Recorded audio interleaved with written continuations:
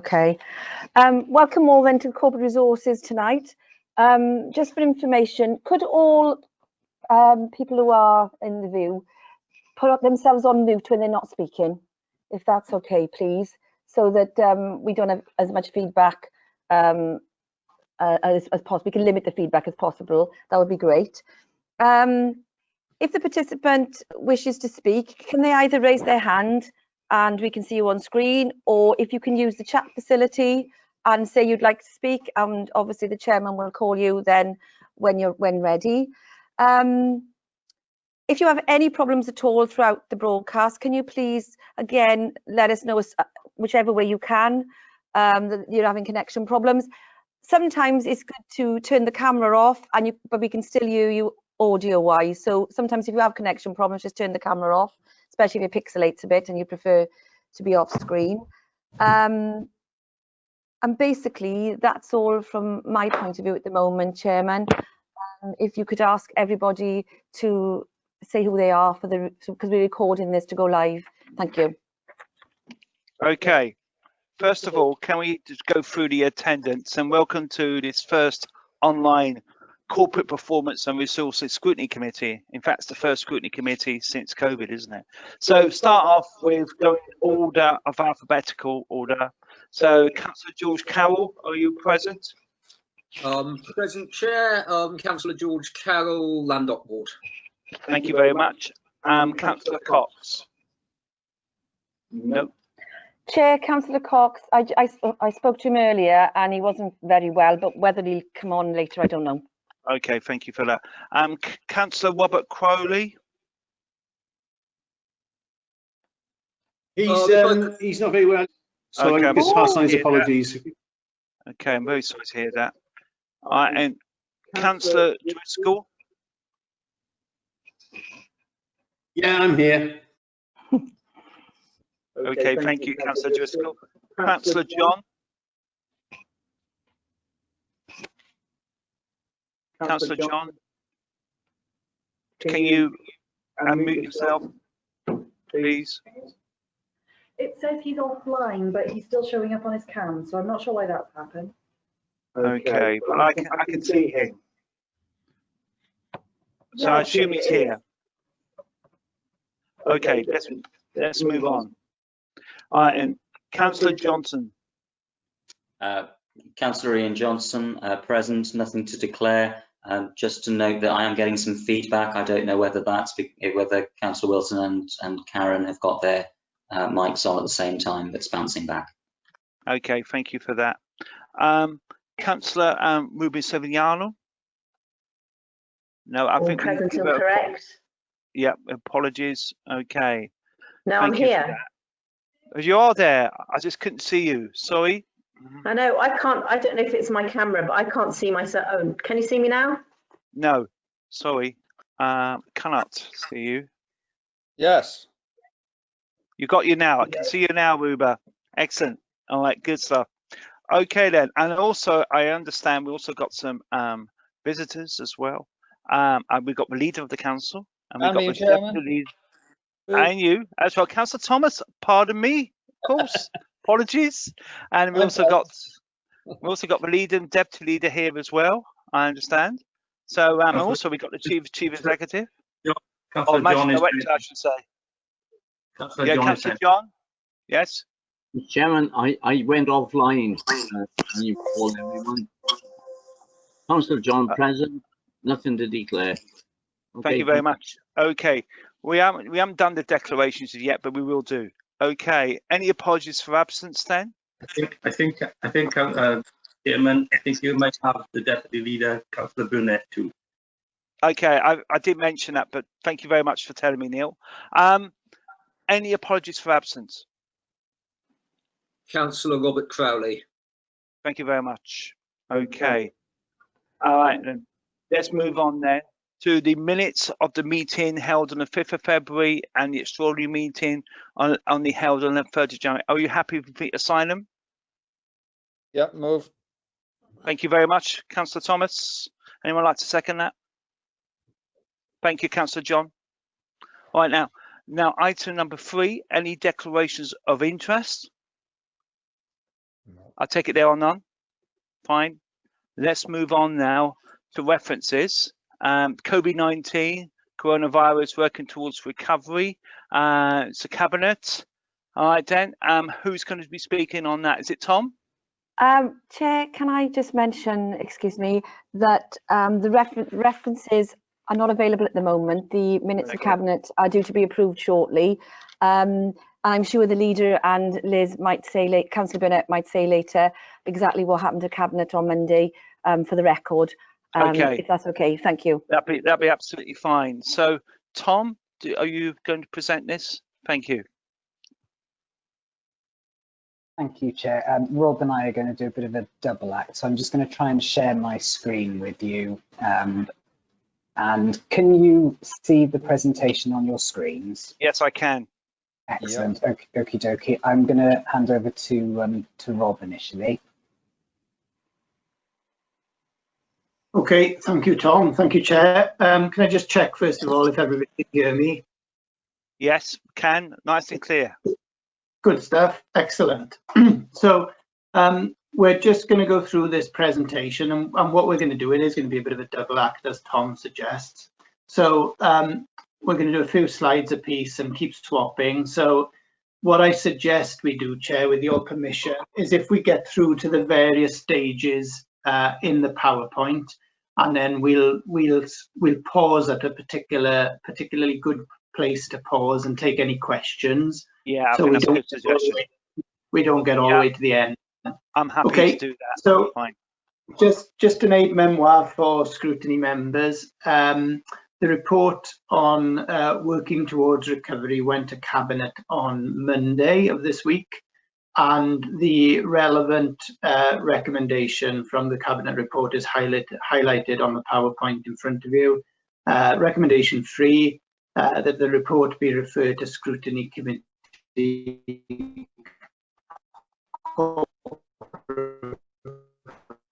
got a bit of feedback there. We've got some issues now.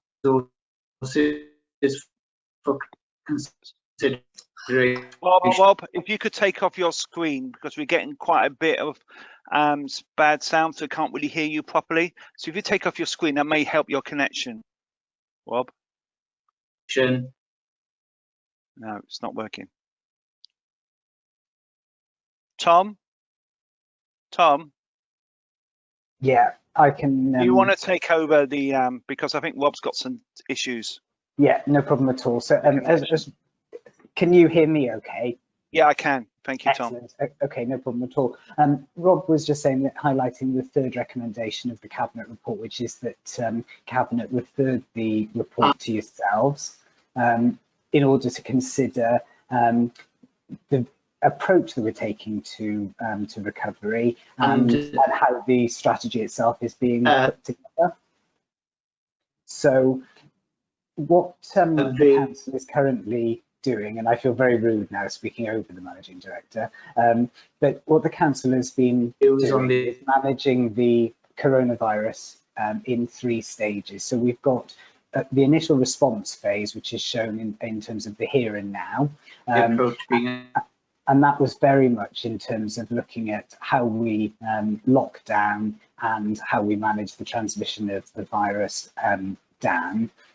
We then have got this transition phase, and that's aligned with the Welsh Government easing of lockdown regulations. So what we're looking at there is the second pillar of that report from the Welsh Government, which basically talks about how you manage risk down in order that we can reopen society. It should be noted, though, the reason for those circular blue arrows is that, as Welsh Government have made clear in terms of those circuit breakers, if the R value goes above 1 and they then need to, in effect, invoke those lockdown measures again, we would go back into a response phase rather than working through transition.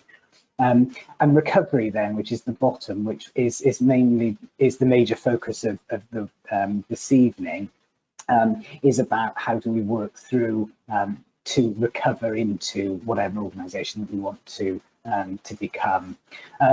So The first section of the presentation is about response, just to give you some context in terms of how we've been managing this. So the objectives that the organisation had at that point was very much in terms of caring for the most vulnerable, so childcare hubs, homelessness, social care, the provision of food, for example, how you manage and maintain public spaces in accordance with social distancing and that lockdown, so the very early days when we were looking at only essential outdoor activity for exercise, for example.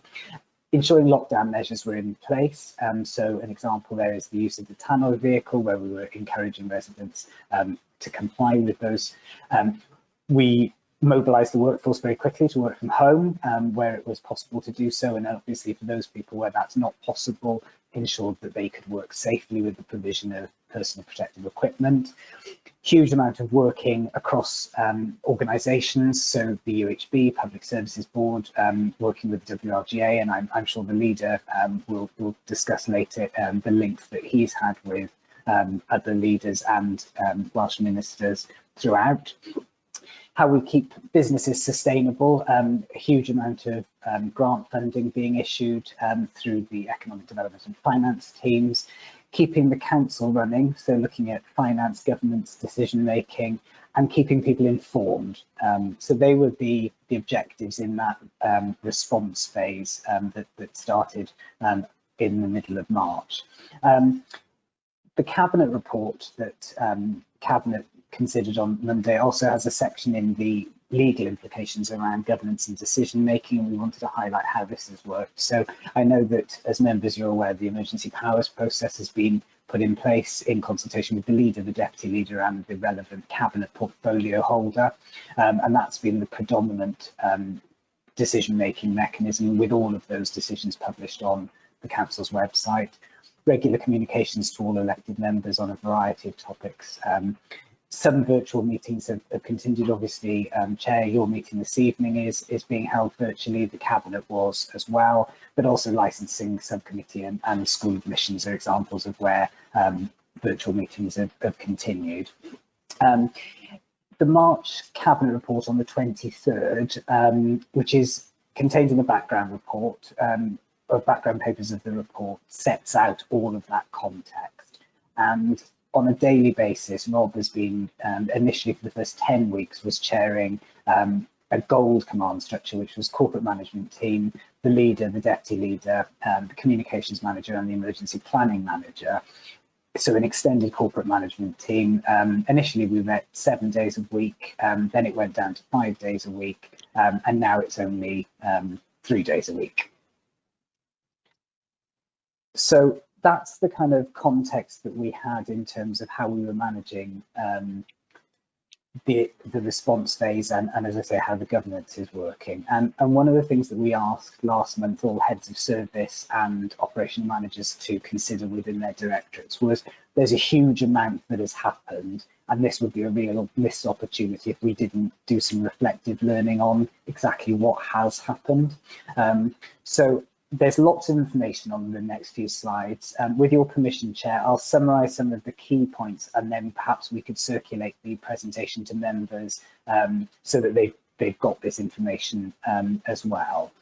But we asked people 6 key questions in terms of looking at the current situation. So we asked about what's continued and what's stopped. And it's quite interesting that in the vast majority of cases, and there are some obviously notable exceptions like schools, the vast majority of council services actually continued. And anecdotally, from looking at other local authorities, I'm not sure that things continue to quite the same extent everywhere as they have done in the Vale. But some examples of what have stopped would be things like schools in their traditional form and some social services provision like day services. We have got some work obviously in terms of face-to-face that has stopped and in terms of reception. There was some initial interruption to some of the capital programme, and there's some things within social care and education which are around prevention and early intervention, which had stopped the necessity, but obviously flag up the need to consider them in due course. We then asked people what had they done differently to business as usual, and this is not going to be great news, but there's a huge push towards digital learning. One of the things that the leader flagged to Cabinet in particular highlight was the fact that teaching and LSA staff have been used in very different ways. So, for example, providing childcare hub provision, but also distance learning, so doing online tutorial, and also you'll see them providing food and kind of community work as well. So that's a really good example of where a huge amount of change within the workforce has happened.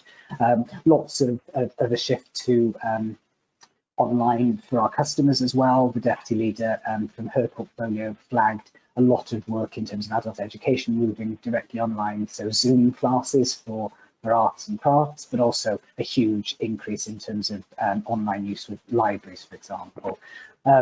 We've established new services, so you've got the crisis support team set up within customer relations and social services, the PPE team, which obviously didn't exist beforehand. People talked about driving down red tape and taking more calculated risks, and also some projects just got on and got done. So things like Your Choice, which is about giving social care recipients choice over their domiciliary care, happened at pace out of necessity. We also, it's slightly tongue-in-cheek, the bottom bullet point, but WhatsApp was reported as pretty much running every council department as people shifted to how they communicated with their colleagues in real time. Then we asked them, okay, so what have we done differently, but what have we importantly learned from that experience? And one of the things that CMT identified and the managing director has instructed is for there to be investment in our digital infrastructure. So there's a series, for example, of upgrades to the network infrastructure happening over the course of the next 3 or 4 weeks. And that's to support this shift towards people working more remotely. Home working was reported as working, but it needs work. It's fine to say you need to go home because there's a pandemic, work in your spare room, work on your kitchen table, but that doesn't make for a good working environment in the longer term. So we need to do some work on that. People talking about face-to-face is missed in some scenarios, both by staff but also by customers. So people are talking about how we blend digital and face-to-face together, and that needs training to support it. We talked about the fact that office accommodation could therefore be rationalised in the future, and that communication needs to change in how we engage with people. StaffNet, for example, isn't the popular source of information that it was when people were in the office. So the managing director has shifted to a weekly email directly to all the staff from himself with an update, and that's proven extremely popular. We asked people, and Rob is going to talk about the staff survey that has been run from the wellbeing perspective in a moment, but we asked managers how they would describe the morale and staff wellbeing, and they said, and this is about a month ago now, a month to 6 weeks, that there was mixed morale, that there were issues around people having to juggle obviously multiple commitments whilst holding down their work. But people were reporting as being really positive that we've been more flexible in terms of our requirements for people in how and when they worked. You'll remember that a 10% pay uplift was awarded to certain staff, and that was talked about by some managers both positively and also negatively, as you perhaps expect. And it highlighted a concern about not wanting to bring people back too soon. So that was a kind of pulse check from the manager's perspective. And I don't know whether, Rob, you can, your connection is any better now? Yeah, at the moment it is, Tom, thank you. I can't give any guarantees how long that's going to last for, though. It lasted all of half a slide last time, so let's see if I can do any better this time. That's my cue to take over, I think. So what demands and issues are emerging for us as an authority? I guess the first issue is that a lot has changed. It's only 3.5 months since we had the cabinet meeting on the 23rd of March, and what we've seen in that time is that the landscape has already changed significantly. We've been in the response phase of this emergency initially. That started in earnest before March the 23rd, which was the last cabinet. But we're now still in the response phase, but we're also entering recovery. And what we need to do is we need to look at our interventions and our services in terms of how we want to shape those in the future. The use of technology, Tom has already mentioned. We can't underestimate that. If we hadn't invested in the technology and put the effort into the technology from March onwards, we would never have survived as an organisation. You can't send people home away from the workplace without that technology in place. It was frustrating at the start, I have to be honest, but full credit to the ICT team. They worked tirelessly at the early stages to put things in place, and we haven't paused with that. We're continuing with that investment and that improvement in the ICT capacity. What we have changed, well, what we have noticed rather very, very recently as we've eased into lockdown, we've seen an increase in antisocial behaviour as society has unlocked, as more and more people are able to get out and about. I think we all saw the scenes down at Ogmore by Sea about 3 weeks ago. We've also seen an increase in domestic abuse reports over recent months, as more and more people were staying at home and in lockdown. That brought with it its own challenges. Social distancing arrangements are complicated to police and enforce, and that is true whether you're in a workplace environment or whether you're out and about in our high streets or in our resorts. So you can imagine the investment we're putting in terms of time into our office environments, in terms of putting social distancing measures in place. But the same applied for our frontline staff in terms of those staff using vehicles, for example, to carry out their day job. Personal protective equipment, or PPE, for staff was a big issue right at the start of the response phase.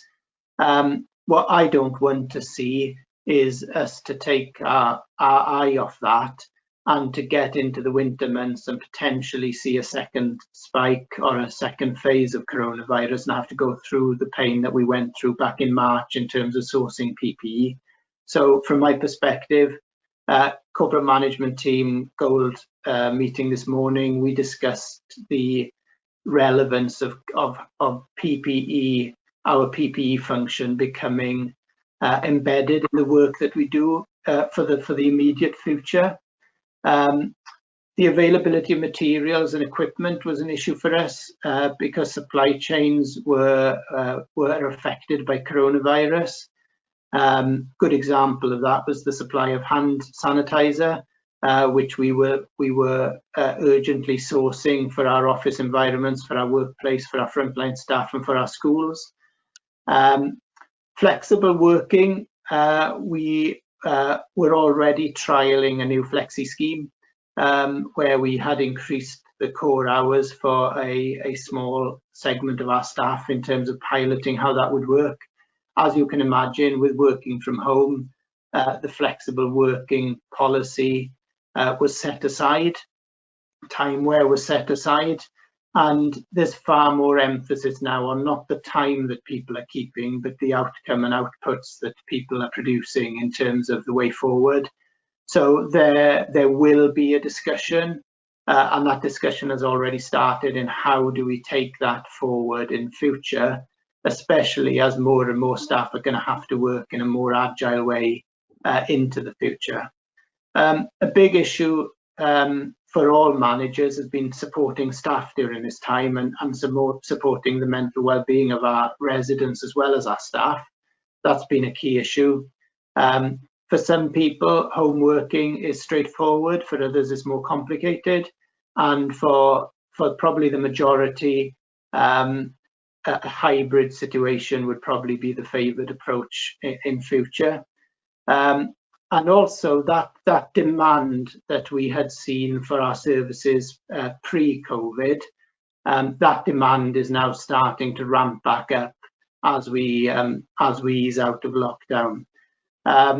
And there will be increased demand at some point in the future as well, in the not too distant future. So, for example, government announcements are coming thick and fast on a weekly basis. We do our best to be cited on those announcements before they happen, but as one would expect with an emergency of this nature, the lead-in times are not great in terms of the time period we have to react. And there have been many cases where we've set out our own guidance and our own policy and our own direction in terms of when we ease the Vale of Glamorgan out of lockdown, for example. Good examples of that are involving what we did with our country parks, with opening our coastal car parks, with opening our public conveniences in towns and resorts. I think we were probably one of the first councils in Wales to reopen those kinds of facilities. And that wasn't done because we thought there wasn't a risk from COVID-19. It was done quite simply because we were balancing the impacts of parking in residential areas in our coastal resorts, which brought with it its own problems for those communities and the residents that lived in those communities. So that gives you an indication of how it's important in all these instances to balance that demand and the pressures, partly from coronavirus on the one hand, but partly from the impact of on our communities on the other. In terms of staffing, some functions that we provide and we will have to continue to provide for, we need to look at the staffing levels. A good example, leading on from what I've just talked about, is enforcement, for example, in terms of enforcement of PSPOs, enforcement of parking controls, antisocial behaviour, working with the police. That's going to require increased partnership working. And our office accommodation is going to have to be prioritised. When we're not going to be in a position of bringing everyone back into the offices at the same time. I would perhaps pose the question whether we even need to or want to bring everyone back into the office at the same time, even if we could. But that will be essential for some face-to-face services. And the key issue for us at the moment is how do we prioritise those face-to-face services?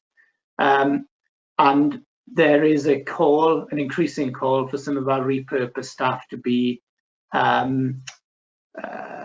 repurposed back, if that's the right phrase, to their home departments where they came from initially, because the need of those originating departments is now ramping back up. So those are some of the key issues that are emerging. I don't know if you can move it to the next slide. Good. So is that a good place to stop, actually? I don't know. I don't know, Chair, if you've stopped once already, because I was. No, we haven't stopped at all. Okay. It's carry on. That's probably a good place to stop. Fine. What I'll do, I'll invite anyone else to speak now about this issue, and then yes, Councillor Johnson, and then Councillor Carroll initially. Councillor Johnson first. Thank you very much, Chair. Thank you very much to Tom and Rob for the presentation so far. I think it's important for to put on record our thanks to all of the staff for all the hard work in unbelievable different conditions that none of us could have anticipated at the start of the year. And it's important to see and understand all of that. I'm quite relieved. I think that most of the presentation so far chimes with experience of other organisations that I'm involved with, some of varying sizes. The challenge I think that we're facing now is very much about how, having frozen everything in March, how we deal with the ongoing COVID issue, whilst also dealing with those that return to normality, those returns of demand, and especially the pent-up demand areas. I just have a couple of quick questions, because I'm aware that it does feel that we've sort of glided over sort of actual operational issues during that period. I don't know how much we're going to talk about those things going forward, because one point that for me as an opposition group leader, I was grateful for the communications that I did receive from senior officers and politicians, but I do feel that it would have been maybe useful to have had a quick catch up with with maybe some of the members of this committee or opposition group leaders once a week or once a fortnight, just to keep us up to date with what was going on. I received a lot of information that was forwarded from WLGA or Welsh Government. That was interesting Welsh information, but I knew that information from other sources. I wasn't getting, I didn't feel I got quite as regular updates on what was happening on the ground for us in the Vale. So if we do have a situation like this in future, then I would appreciate some form of update around that. And there are, whilst I think some officers have been very good at getting back to me and to members of my group with answers to queries, there are other times and issues where that hasn't really been the case, and I feel that that other people are telling me things that really, as a councillor, I should have been informed of in advance. So there are some gaps, I think, in the information that that I've received as a ward councillor and as a group leader.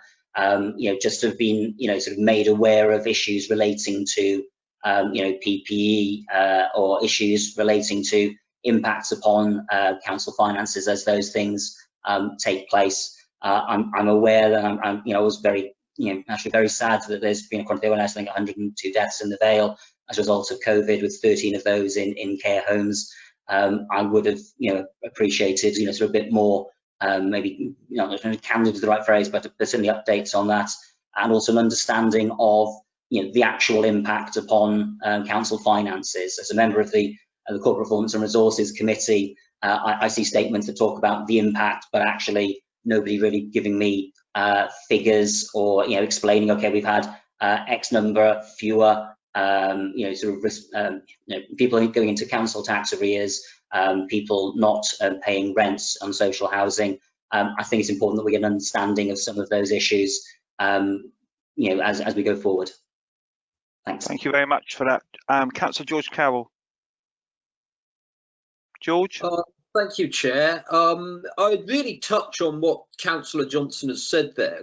I sort of have two separate questions, one of which relates to what Councillor Johnson said more generally, and another one that's more specific. The first one would be in relation to sort of communications, especially to the group leaders. I think I'm right in saying that we didn't have a system in the Vale whereby all the group leaders had a meeting jointly to keep them updated of what was going on. I've spoken to people in other authorities, Swansea being one, where that sort of system was developed early on. I think that could be something that we could learn from potentially to make sure that moving forward, if we do go into this position, that happens. But secondly, in relation to what we've learned from this, obviously, if we do go back into the response phase, I'd be grateful to know whether it's sort of taken as an assumption that sort of emergency powers will be used as the decision-making procedure,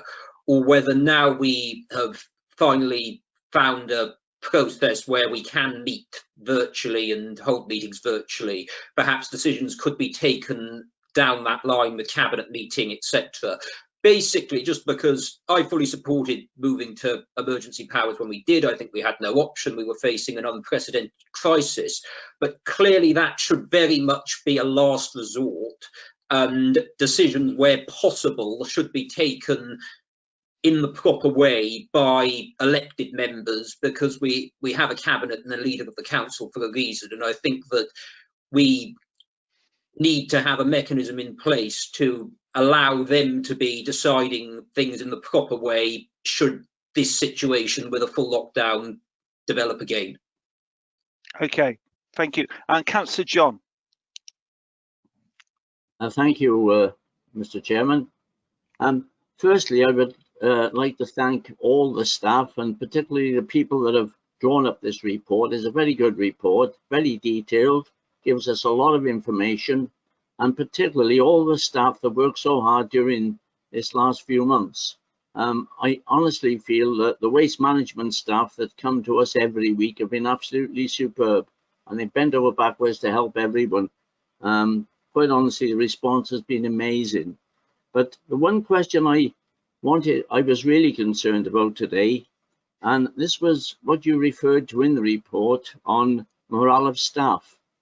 I had a situation this afternoon where I phoned in and I was given a good response, absolutely excellent. But when asked, how are you getting on? The reply was absolutely fed up to the teeth. I'm covering 3 people's jobs. The rest are staying at home. And quite honestly, I just cannot keep up with this. And it was obviously, I felt somebody was very wound up, anxiety, stressed. And I'm a little concerned about the fact that we need to really look across the board at the people that are working on the front line, dealing with the public. And there's lack of numbers now compared with those working from home. So basically, I was concerned when I heard that this afternoon, and I think we really got to have a good look at the staffing generally. Obviously, it's a very difficult situation, but the last thing we want is to upset those on the front line. And I do feel that we should be looking across the board, because the reaction this afternoon was, these people staying at home, they don't have to do the work at home, they're just with their computers and laptops. They don't deal with people.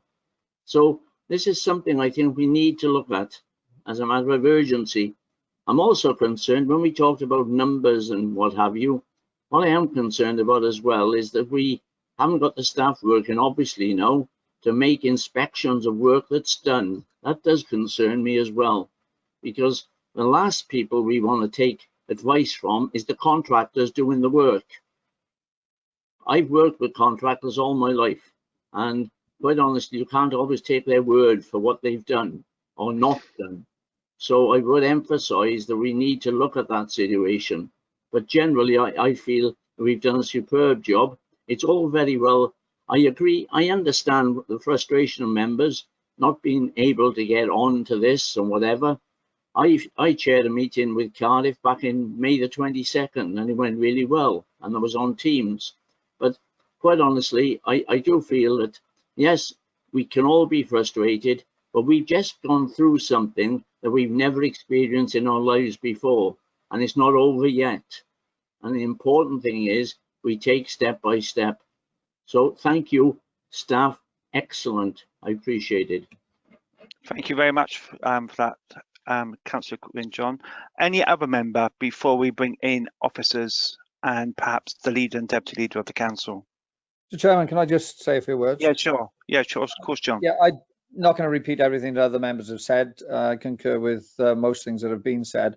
My one sort of concern is the effects that this has had on the long-term finances of the council, and just whether somebody could comment on that as we go through. So thank you, Chairman. Thank you. Anyone else before I bring in anyone else? Anyone else? Okay then. Would the leader or deputy leader like to respond firstly, and then perhaps maybe the managing director and the head of performance? I'd like to say a couple of words if I could. Yeah, of course you can, leader. Before I answer some of the queries that were there, I think it's right and proper that we formally thank all those who contributed to keep the council services running in the main. Yes. Because I think people have lost sight of that, is that even though we've been in this pandemic, the majority of the services have continued. Many of the staff members have actually stepped up and continue to work either by attending the offices, and I'll come back to the bit that Gwen was on about, but mostly remotely from homes, because the offices were closed. The offices weren't conducive to have people in there to have social distancing, so we've had to deal with that as part of the recovery. But you also have to remember that there were lots and lots of members who were still continuing to work on the front line. No, they continued, and Gwyn's mentioned it, or somebody else mentioned about refuse and recycling. They were absolutely brilliant. We reprocessed some of the staff who were in the civic amenity sites to help out too. There was a slight delay in green waste. That was it. That was fine. But apart from that, everything's been going well. Other members of staff, particularly those in the social services sector and the care sector, have been absolutely outstanding in this. They've worked tirelessly. The fact they weren't in the office didn't really matter because they worked remotely anyway, most of them. They looked after the frail and most vulnerable in our society, and I think we have to thank them for that. As they always do, they're dedicated in what they do. And you've got to remember too that our schools weren't actually closed; they were open. They were open initially for for key worker staff and those children who were vulnerable. And what happened there was all the staff, all the school staff and teachers actually did a rota system and eventually went into hubs because the system was there. But we still looked after our key worker staff. So there was a lot of reprocessing going on here. Many of the vulnerable children still had their provided free meals or packed lunches. And then we have still one of the other frontline workers with our cleaning staff who made our workplaces clean to protect our staff from having the spread of COVID-19. And that's the reason why we decided to give them an uplift, because I think it was the right thing to do. In terms of things like finance and regeneration, the finance and regeneration teams came together. Never been done before, and they did it virtually overnight. They came together to look at businesses, to look at rates, to look at the rest of it, to look at the grants. And in that time, approximately 26 million quid's worth of grants has gone out. They were turning them around like you've never seen in your life. We still have some issues with one or two of them because people need to give us more information. The grant system's failed now, stopped now from Welsh Government. But the other thing that we did, of course, was actually give out about £10 million worth of business grants. So there's a lot of work going on in terms of finance. And in terms of how much the finance, it's difficult to equate at the moment. And that's one of the problems we have. Because what's been happening in terms of finance is that we've been logging everything against the COVID code, let's put it that way. We had to go out and buy lots of PPE. And that was a major issue initially because where we were getting it from. We worked with Cardiff as a system and a bank, if you want. We're using that, but then we also worked with the other 4 nations because we had problems at one time with gloves. We had problems at one time with masks. So we had to pay for that too. But one of the things that we've done in terms of finance is we've had to, working with Welsh Government, they've asked us to make submissions of claims. So Welsh Government also give us a rate support grant for the first 2 quarters straight away. So we had money in the bank. We've made bids to Welsh Government on things like what we've spent, things on what we've missed out in terms of income, things that maybe we wouldn't have done before, things like ICT. In terms of ICT, Rob's made a comment that we've had to upgrade our infrastructure. That's cost us money. Now, initially we thought maybe we'd be getting 100% of that back. Welsh Government has said, well, if you're doing it as an upgrade, you're probably going to keep it for the future. So we're going to give you 50% of that back. During this time as well, in terms of finance, our finance teams have been trying to close down the accounts, and there's a report coming to Cabinet on the 27th in terms of the close down of the accounts. I'm not sure if we're going to get a finance revenue and capital report there or not, but I will double check to see if we are. But that will give a flavour of it. But I'll ask Caris to make sure we at least get a flavour coming to the Cabinet going forward. In terms of what's happened as well is one of the things that's happened that, to be honest, working from home hasn't been easy, because in terms of where we are, I think quite a lot of the mornings I started at 8, 9, well, reading emails at 8 o'clock, start work at 9 o'clock on Teams, and ending at 6 o'clock or 7 o'clock at night, well, without a break, to be honest. And it would have been very difficult to actually bring together everybody, although I take your point, but I will also make this point, is that nobody's ever asked for one. I'm here, I'm on emails, nobody's ever asked for a meeting. What we've done instead was we sent out regular reports to everybody. But I take your point, and we'll consider that. But one of the things we've also done, and something which I didn't think would happen, is the 22 local authority leaders have worked together as one. Didn't matter what political background they had or none. They continued to work. They met initially, as did the Gold team, every day of the week, including weekends sometimes.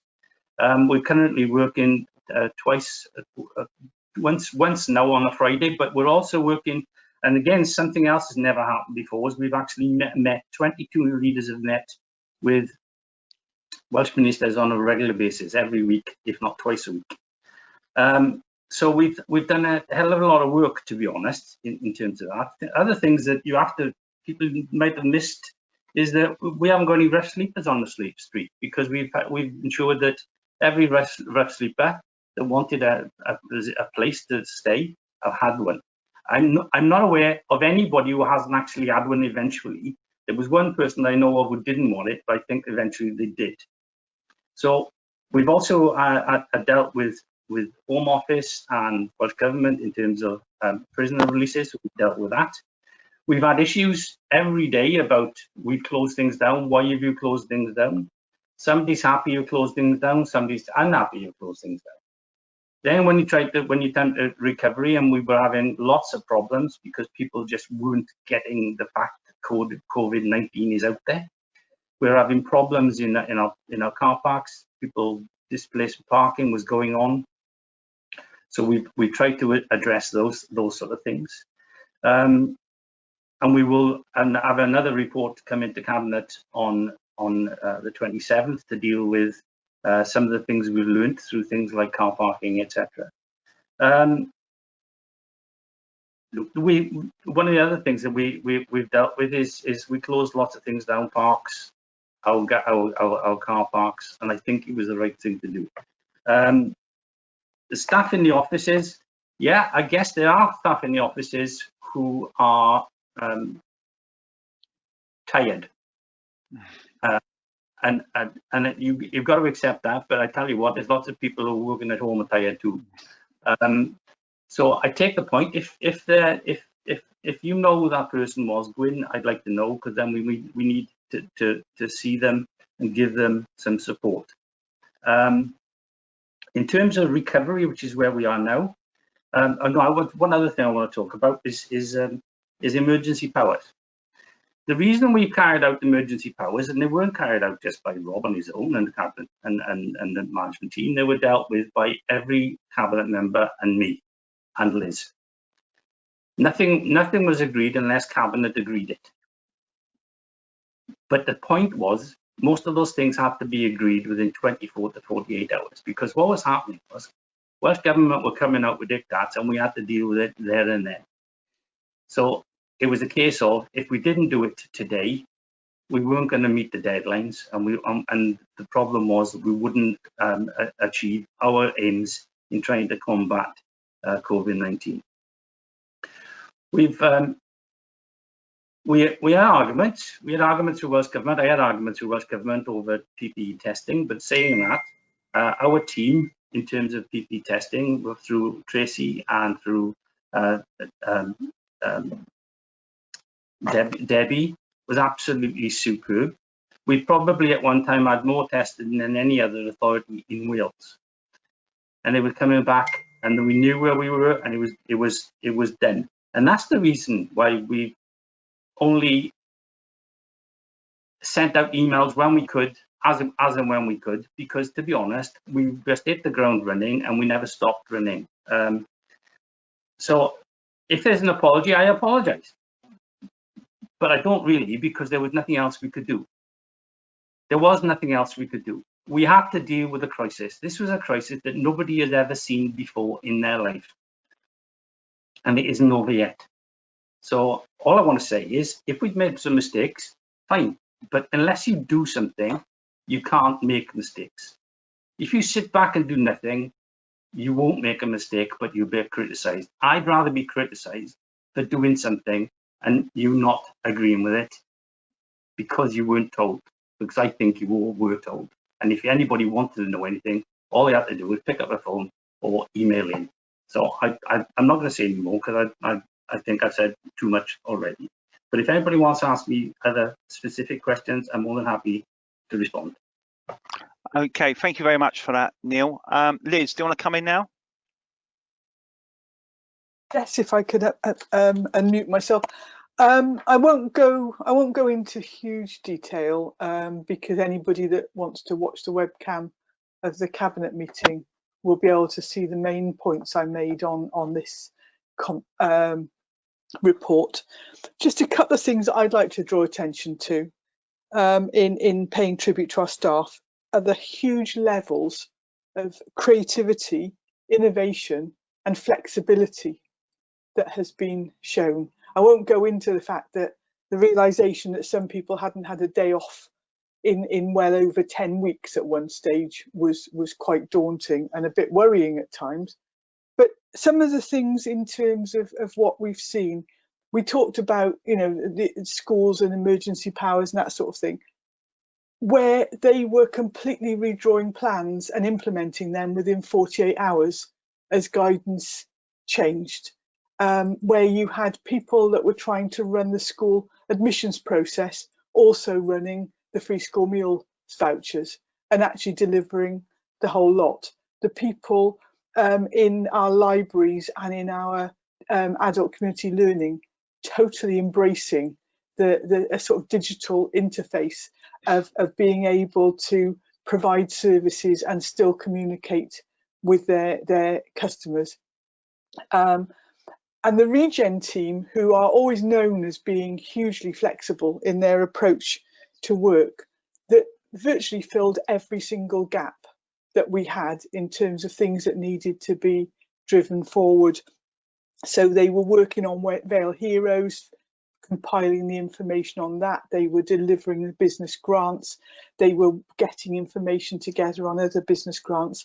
And even when we realised that we needed to sort out our own backup service on PPE, they went out and they researched it, and they had a spreadsheet second to none on where you could actually access every single bit of PPE you could ever want. And that's why we've got a backup supply now.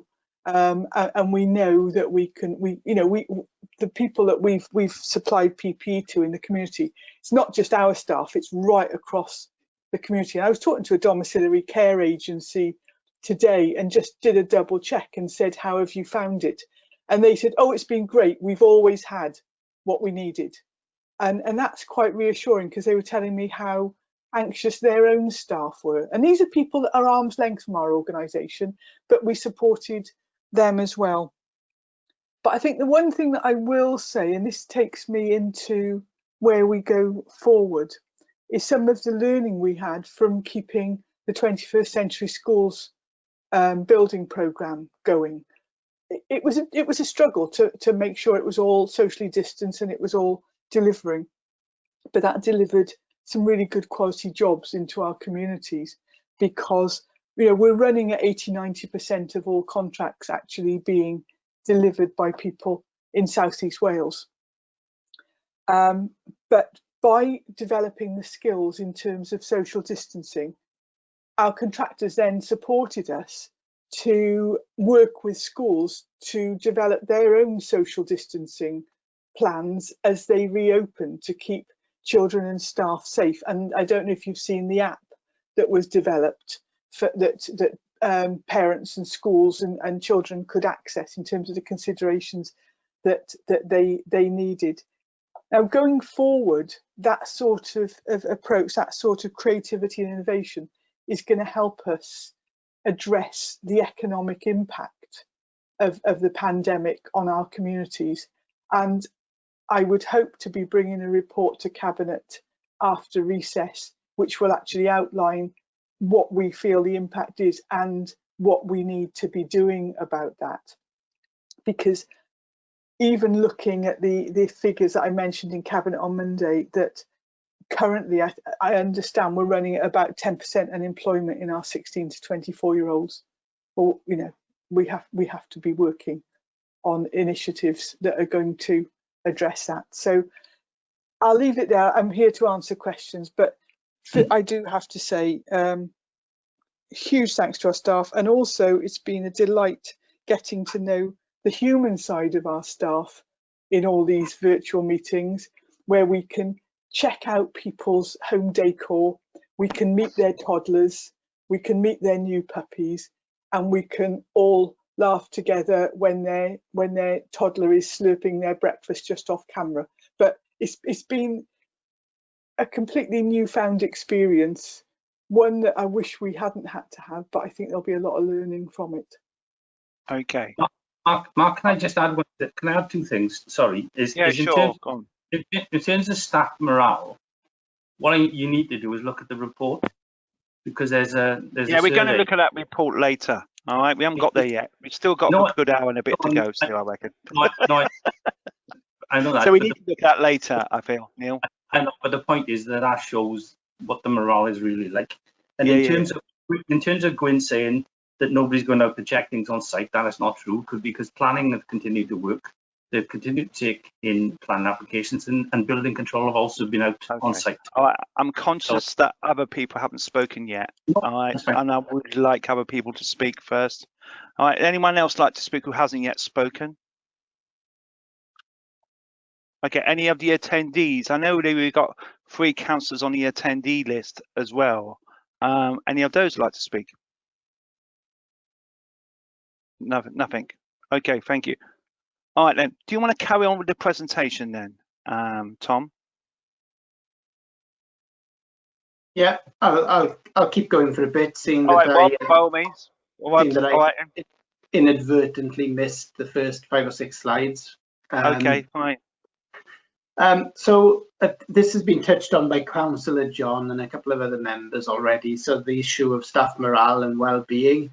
And what we've done, we've been very proud as an organisation over recent years of the engagement that we do with all our staff across the organisation. I think it's fair to say we've come a long way on that. And at the end of March, the world changed for the council, really. And excuse me, what we found was that all the engagement sessions that we had planned had to be cancelled. All the things that had become embedded in the organisation, they didn't slip away, but they sort of took second place for a time. So what we felt was important, that we did a bit of a sense check in terms of how our staff were feeling, how they were working, how they were responding to the challenges, all those kind of issues that Councillor John just mentioned. So we did a well-being survey, and that was around 5 areas. It was around the health and well-being of individual staff members. It was around the views and opinions of staff about senior leadership, the support they were getting from managers, the communication they were receiving, because don't forget what we did. We had a lot of people in office environments. We had a lot of people in frontline services who had access to managers, and that changed overnight, basically. And then we were really keen to get some information back on working conditions. So what I propose to do in the next 5 or 10 minutes, just go through some of the headlines with you, if I may, Chairman. Yeah, sure, yeah, fine. It's on an appendix to the report. So yes. The first thing that jumped out at me when we got this back was we had a 44% response rate. Now, those of you who are familiar with surveys and response rates, I, for one, was really surprised at how high that response rate was, given that we were in a position where loads of staff were working from home. The access they had to IT at the start was quite sketchy, I think it's fair to say. although that did improve with the investment that we put in. But to have over 1,100 responses on a survey which the window wasn't particularly lengthy, and 70% of those who did respond were currently working from home. So what you've got there is that already we've got a bit of analysis that 48% of our workforce is currently working from home in some capacity. We asked how they would like to continue working in future, and over half of those responses said they'd like a mix of home and office or workplace, so a bit of a hybrid. A third said they'd like to continue working from home for most of the time, and just 14% said they'd like to work from the office most of the time. So those are the initial high-level responses. So if we can go over to the next slide. We then asked a series of questions about people's health and well-being. We asked people how worried they were about the impact of coronavirus on them personally. And you can see the results there on the left-hand side of the screen by directorate. You'll see that the overwhelming response for most of those questions, for that question across most directorates, were in the somewhat worried category. Green being not worried at all, dark red being extremely worried. And then we asked them to rank or rate their mental health at the current time. So again, you'll see that the vast majority of the responses were in the excellent, good to fair category. But there was a minority who said it was poor and very poor. And that was similar and on basically very, very similar across all 4 directorates. So if we go for the next slide. These are high level.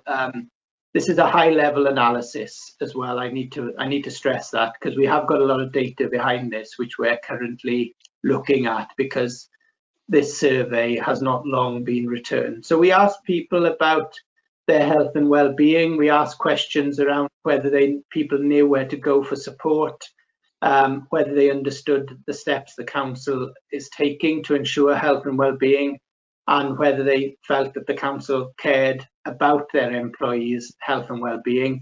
And again, you'll see from the responses that the overwhelming majority either strongly agreed or agreed with that.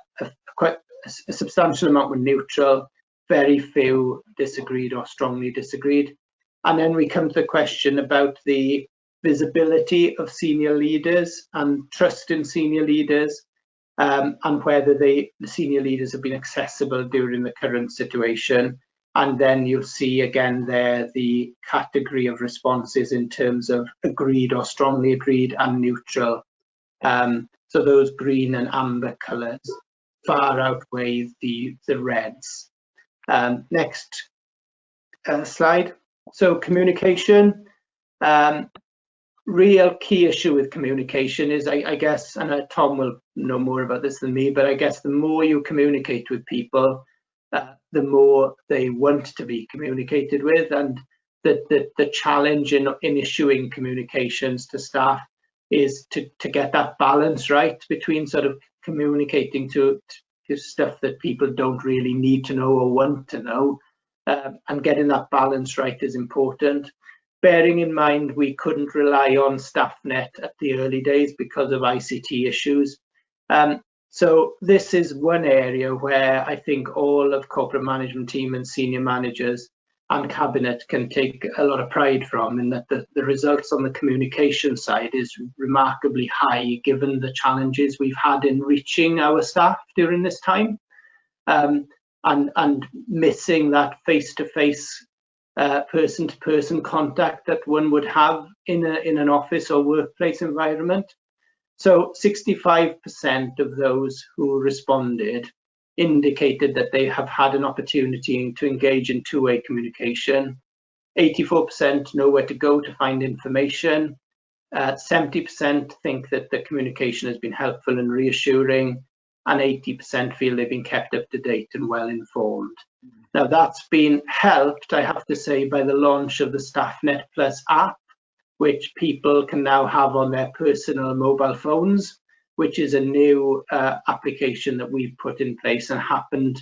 We were working on it before coronavirus, but it's something we ramped up to get in place as a consequence of COVID-19. So that has certainly helped. And I don't know if we can move on to the next slide. We then asked questions about line manager support, and the results here gave me a great deal of reassurance about the contact and the communication between immediate line managers. Now, this isn't necessarily chief officers; these are team leaders, and these are people at various grades across the organisation who manage teams, big and small. So the results in terms of the trust given by line managers to people to do their job, the information flow, the communication, the accessibility, these results are remarkably high. And at a time when we changed the way we were working, and a lot of people that we're talking about here are working from home and don't have that personal one-to-one contact that they would have had were they in an office or in a workplace. I found these results staggering, to be honest, and I took a great deal of reassurance from these results in terms of the accessibility of our line managers.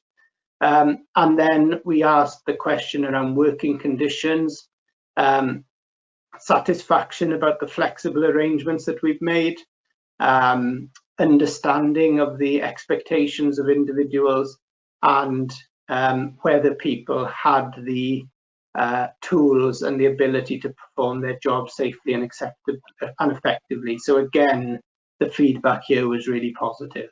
So if we can go to the next slide. And this, I think, is the concluding slide in terms of the well-being survey. So we asked them we asked those people responding to name their two biggest challenges. So not surprisingly, top of the tree was the IT issue, and the second and the third was the communication with co-workers, and the third was general anxiety about the impact of COVID-19 on individuals, which I think are reflected in some of the answers. So the next steps for us is to look at the analysis across directorates. We asked about 3 or 4 open-ended questions as part of the survey. So we've got a considerable amount of data and comments from people who filled in the survey, which we're currently ploughing through and analysing. We're going to keep the momentum going with that continuation of regular communications with our staff. We'll feed this into our recovery work in terms of the way we want the organisation to work in the future. I've already said that how we use our workplaces in future is going to change. It's going to have to change because of the capacity of our office space to accommodate people. And we're in a position at the moment where we don't necessarily want or need to bring everybody back to work 9 to 5 days a week. So that this feedback will help inform that work. And I think my closing remark on this subject as part of this presentation is that we'd probably be doing an injustice if we just went back to exactly as we were, having had this kind of feedback and this analysis on the one hand, but also that we're still living with the threat of coronavirus on the other. And I think that concludes the section on the staff survey. So I don't know if you want to pause there again, Chairman. I think we should pause for the moment. I'm going to ask members about that, especially those members who haven't yet contributed. Anyone who wants? Yes, Councillor Johnson, you're coming later. Anyone else wants to contribute first? Well, since I haven't contributed, I'm going to contribute then. Just a few points, mostly on the next steps in particular, because I do think that is very interesting. Because we've got lots of good quantitative data here, I'd be very interested in the qualitative data. in terms of the comments on the next steps about the text boxes in particular. And I'm hoping that that will come to this committee in the future, not too long, obviously probably after the summer, so that we can have a look and analyse that. Obviously, it's very interesting to look at it in terms of directorate, but I'll also be very interested to look at it in terms of an equality impact survey as well. Mhm. I do think that is important to make sure that people who are in a, you know, as I know in education, you have basically 3 categories of people who are degrees of vulnerability, don't we? We have BAE members, we have extremely vulnerable and vulnerable categories. And obviously, I do think that needs to be looked at in terms of how we're managing that, given the situation. And also, I do feel also that it's important, though, that we do involve unions on this as well in terms of consultation. Because I do think that is important about their viewpoint about how things are working out. And also, what I would like to see more of is some sort of risk analysis as well. Because I know we haven't met as audit committee. I mean, obviously, some of us are members of audit committee. I know Councillor Johnson is all too well, and Councillor Cowell, no doubt, is chair. But clearly, we do need to look at this in terms of on impact of risk, because this is very, very important. So, you know, those are sort of comments that I'm making. And the only point I am going to ask you, going back to line manager, is you talk about this app. How many people have downloaded that app? That's a question. I just wonder if you want to come in there, anyone wants to come in on I that? don't have the exact number. I don't know if Tom has, but I'm not. That's not a hospital pass. I genuinely, I genuinely don't know the answer to that. Although I do know that the take-up was surprisingly high. If Tom doesn't have the figure, and I don't expect him to have the figure, but now that I've said that, he probably does. I can't come back to all members with that. The take-up was surprisingly high because what we've done with the app, we've moved to a system called ePay as well. So Okay. people can access their pay slips online. Yes. And the StaffNet Plus and the ePay system is linked. So if you're on ePay, your attention is brought to StaffNet Plus as well. So that's quite innovative, really, that both are linked because one leads into the other. So I can find out for you, Chair, and I can let you know, and I'll let all members on this committee know as well. Thank you for that, Rob. Sorry, can I go on?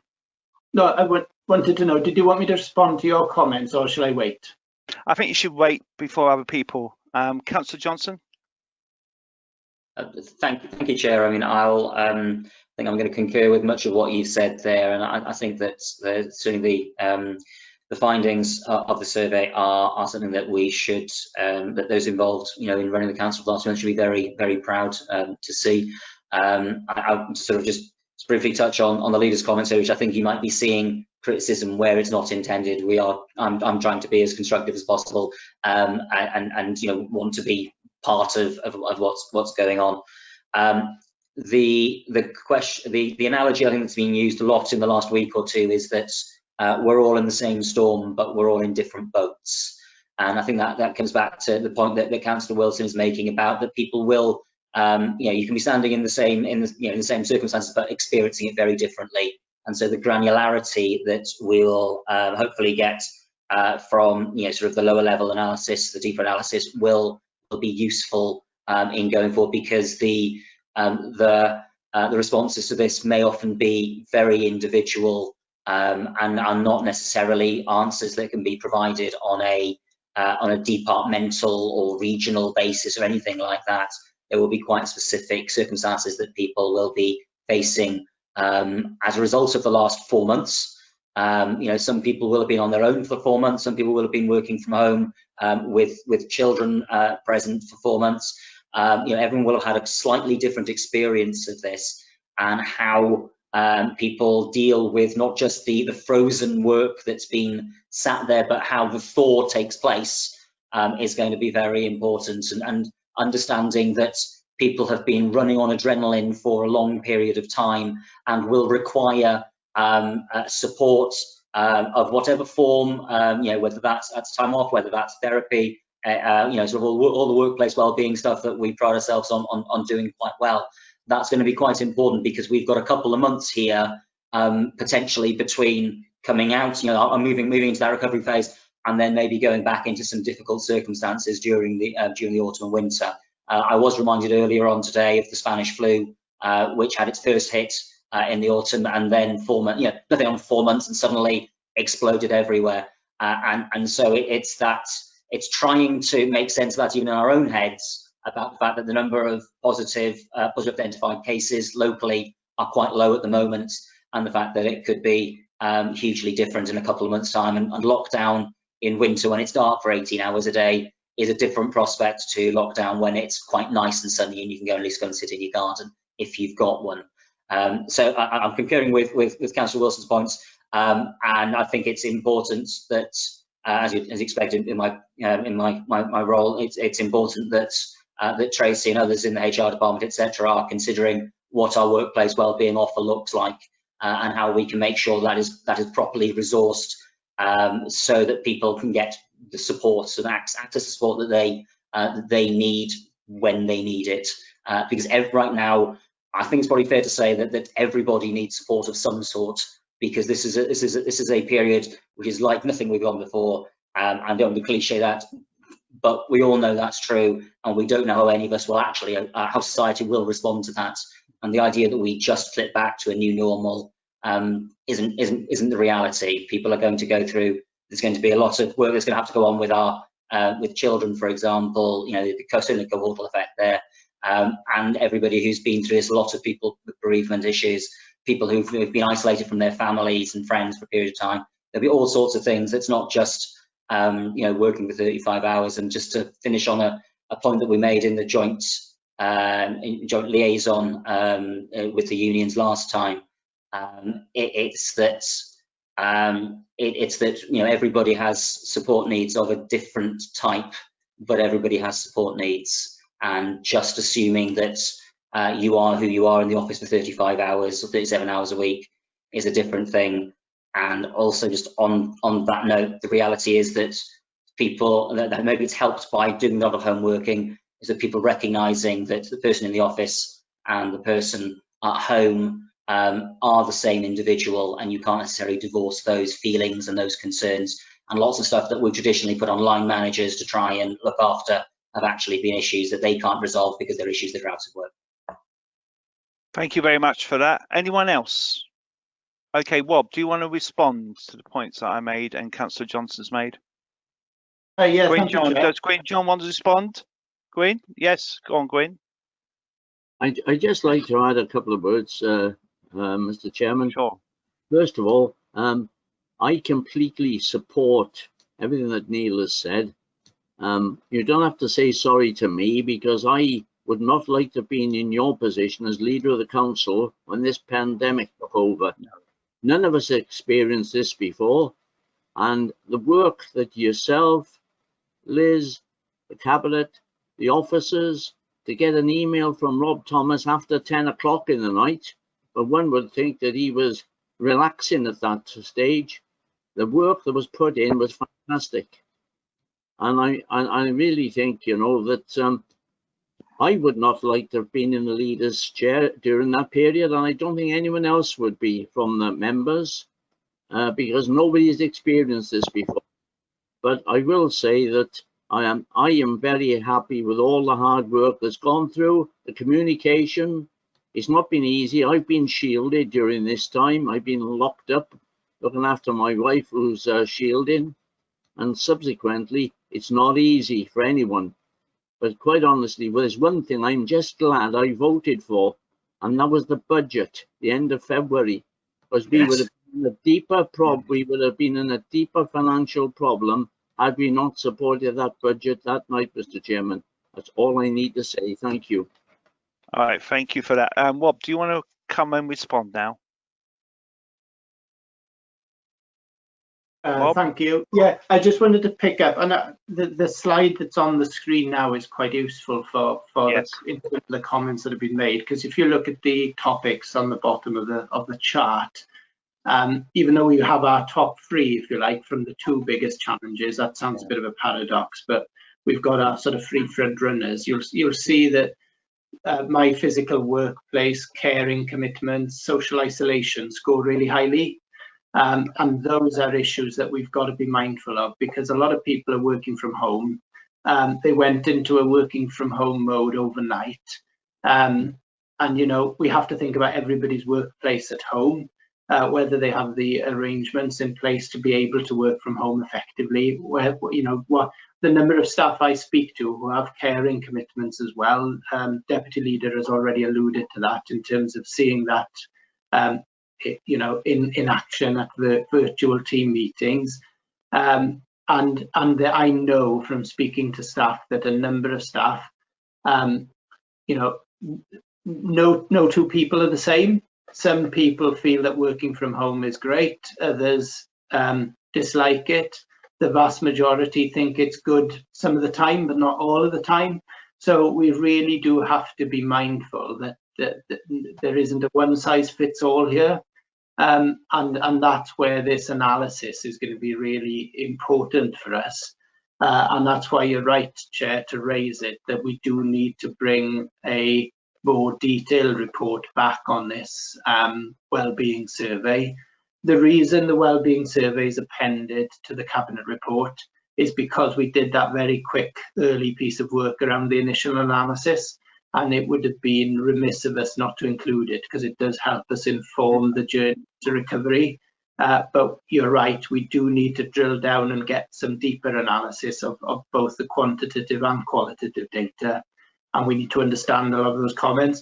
And we need to pick up on those areas that are in the light and dark red, and we need to understand that might not be a majority by any stretch of the imagination, but in some cases it's more of a minority that we would perhaps have liked, and we need to understand that, and we need to understand some of those comments and some of those reasons for scoring the responses in that way.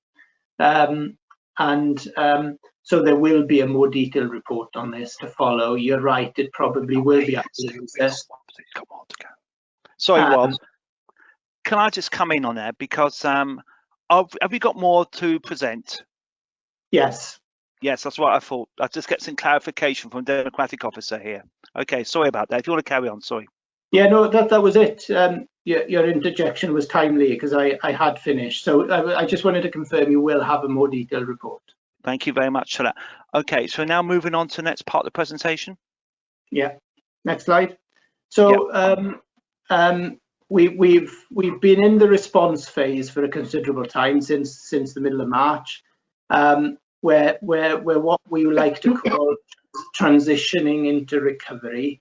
And we use the transition phase as to marry with the sort of easing of lockdown, as Welsh Government and UK Government call it. So what we've seen is the lockdown being eased.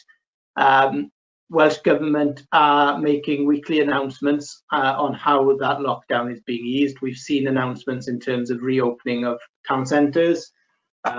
We've seen announcements on the hospitality industry, pubs and restaurants, outdoor space. So we've got a handful of transition objectives, which I will run through very quickly. We need to keep an eye on the risks that we've witnessed over the response phase. We need to continue to manage and mitigate those risks, because those risks also impact on our long-term recovery, but also could have a significant impact on easing of lockdown. So we need to think about the R rate, where that is in terms of the Vale and Wales, because if lockdown easing goes wrong, what you will see is the R rate will go up, and the potential for local incidents like we have seen in Anglesey and Ynys Môn, in Wrexham and in Merthyr recently. So we need to carry on with our response objectives. There's no way we can forget our response objectives or dismiss them, because we are still very much in the response phase. So our care sector, for example, is still heavily reliant on PPE. We're still heavily reliant on an effective testing system. all our staff, a lot of our staff are working from home still, because Welsh Government advice is you should still work from home. But we also need to continue to consider what have we done in crisis and what our response has been, and does that response offer opportunities for longer term change in terms of the way we work as an organisation and our priorities as an organisation. So the best example of that is this approach to flexible working, you know, we've seen the move to flexible working, to more agile working. I've already made the comment that we will not return to exactly as we were before, and we need to be mindful that we have to keep some of those arrangements going. A big area for us, and the leader alluded to this earlier, is how we have prepared and planned our services around our public spaces. In recent weeks, you would have all been informed when we closed our coastal car parks and our town centre car parks and our public conveniences, in the same way as you were all informed when we were making plans to manage our town centres for the return of shoppers and visitors, and that we were reopening our coastal car parks when we did, and our public conveniences. Managing that has been challenging because we're managing, as I said earlier, counter opinions from many communities, and getting that right has been challenging, particularly in some of those attraction areas like our country parks and our coastal resorts. We were balancing the needs of our local residents and our communities who live adjacent to the country parks, and we're seeing overspill parking. And we were balancing that against the dangers of opening too early and encouraging a lot of visitors into the Vale of Glamorgan when lockdown was still very much in force across Wales. Support for the well-being of staff, elected members and our residents, we've already referred to that. That's going to be an important element of our work as we move into transition, and how we communicate and engage with people from in the Vale and partners in how we design our recovery going forward. So we're doing a lot of work. We had a useful Public Services Board meeting late last week. We have a regular meeting now with South Wales Police on issues around antisocial behaviour and how lockdown has impacted on antisocial behaviour in some of our resort areas. So a lot of what we have seen emerge in the last few weeks are really setting the scene for how we work going forward in future. So next slide. So managing transition, what we are looking for at the moment, we've set up directorate recovery teams across the 4 directorates, but we've included regeneration and planning as a separate work stream, simply because a lot of the work that department has been doing around town centres, around our country parks, our resorts, around business support. And we've got some cross-cutting recovery teams that are looking at the areas on the right-hand side of that slide. I'll run through them very, very quickly. Workforce social distancing, so that is around managing our office environments for when we have more people returning to our offices, not forgetting that we have a lot of people still working in our office workspace at the moment. Workforce planning around the well-being and the engagement, so that's around engaging with our workforce, the consultation with staff, the continual communications with staff. Public area reopening, so things like our country parks, our gardens, our high streets. Business support has already been mentioned. Crisis recovery and support around our most vulnerable residents and those residents who are shielding, and issues around food support. Finance and audit is really important. Governance has been discussed this evening, as has the budget situation. So that would be a work stream. School recovery is a massive area for us in terms of September and the challenges that will bring. One thing I have noticed in the last few months is the excellent work that's taken place across our directorate team within the council and all our head teachers and school-based staff, the way they have worked together as one has been really, really brilliant to witness. And long may that continue. It's been a really productive partnership between our head teachers, our schools, and our education teams. Governance, you've alluded to that this evening. ICT is a big area, made massive strides in ICT over the last 3 months, and that is something we're committed to continuing, and something that's going to be really important as people are going to be encouraged to do more online and more remotely, not just our staff, but also our customers. And then the importance of communications can't be understated as well. It's one of the top 3 that came out from the wellbeing survey. So next slide. So the current areas of focus, I've already touched on these, so I won't dwell on this too much, is around these 3 areas. These are the 3 areas that have received probably the most attention in recent weeks as lockdown has been eased. You will have all been aware of the situation with schools across Wales, not just in the Vale, in terms of the question around whether schools were going to return for 3 or 4 weeks. What's more important for us at the moment is focusing on September and issues around the continuity of learning for some of our pupils and the continuity of an education offer. Issues around retail and non-essential retail with our high streets reopening. We have been engaging with traders in all our high streets and also local members around how we can make town centres a safe place for people to return to shop. Big challenge around hospitality reopening, about the fact that that industry can reopen outdoors only initially and then move to indoors with strict criteria from the 3rd of August. So we're busy working with businesses on that. That throws up challenges all of itself, because what might be sensible in terms of the shopper might be something that businesses themselves might not want to see, for example, around car parking, which is a big area. And parks and resorts is also a challenge in terms of the availability of car parking, social distancing, and a big issue across these 2 areas is that issue of enforcement, which is extremely difficult. You know, how do we enforce social distancing? I suggest it's extremely difficult, if not impossible, to enforce. So the communications around that is going to be vital as we move forward in terms of increasing the understanding of the importance of that by the wider public and those people who are using our high streets. Next slide. There we are. That's an useful place to stop again, I think.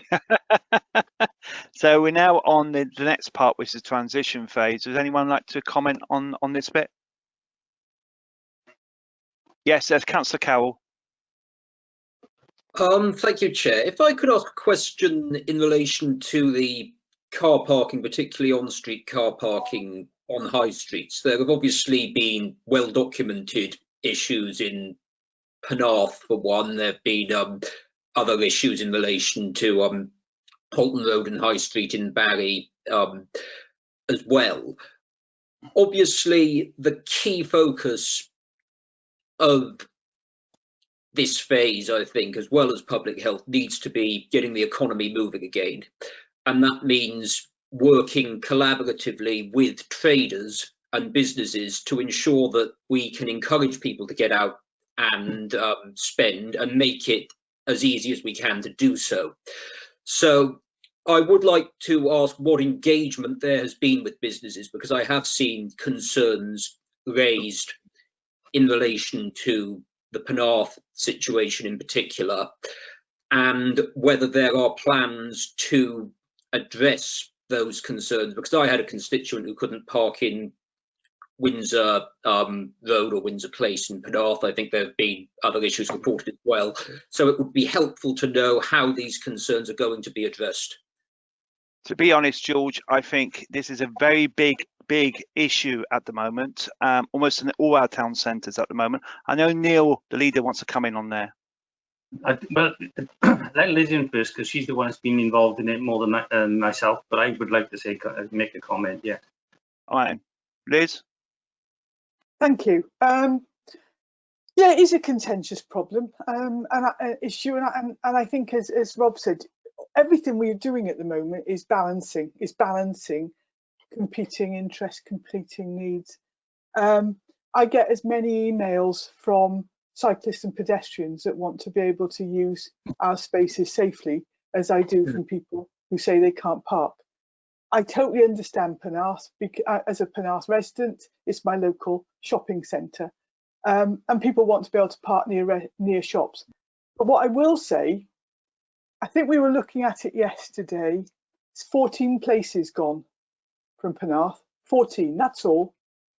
There are hundreds left, but because of some of the stuff that's been stirred up, you would think there's no parking in Penarth. Every time I walk up to the town centre, there's tons of parking around, and we need to be giving people confidence to come back into our town centres. Many people have rediscovered their legs during the pandemic, and actually an awful lot more people are walking up to our town centres, and we need to look at that. It is hugely difficult for shopkeepers, and those people that know me know that my parents were shopkeepers in Penarth Town Centre when I was a teenager. I know the town, like the back of my hand. It is difficult when people are facing this level of economic pressure in our town centres, and obviously they're going to be concerned with any degree of change.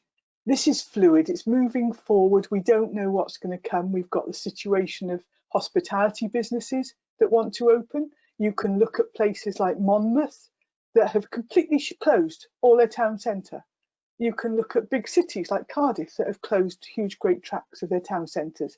Now, that's probably not the right option for us at the moment, but we need to keep talking. We need to be flexible as the situation changes.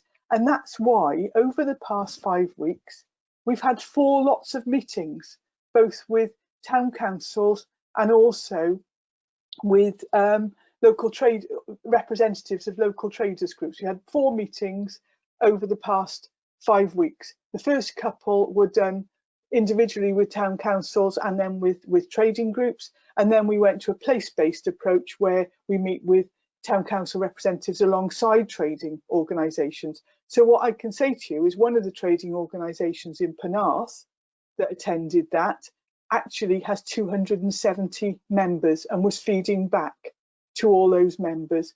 The other group, I'm not sure, but a well-established business that was representative of those. Similarly in Halton Road, similarly in High Street, similarly in Llantwit, similarly in Cowbridge. We've got a consensus now that we're moving forward in Cowbridge and Llantwit. There are still tweaks and there's still flexibility that we've got to be looking at in terms of Halton Road and Penarth.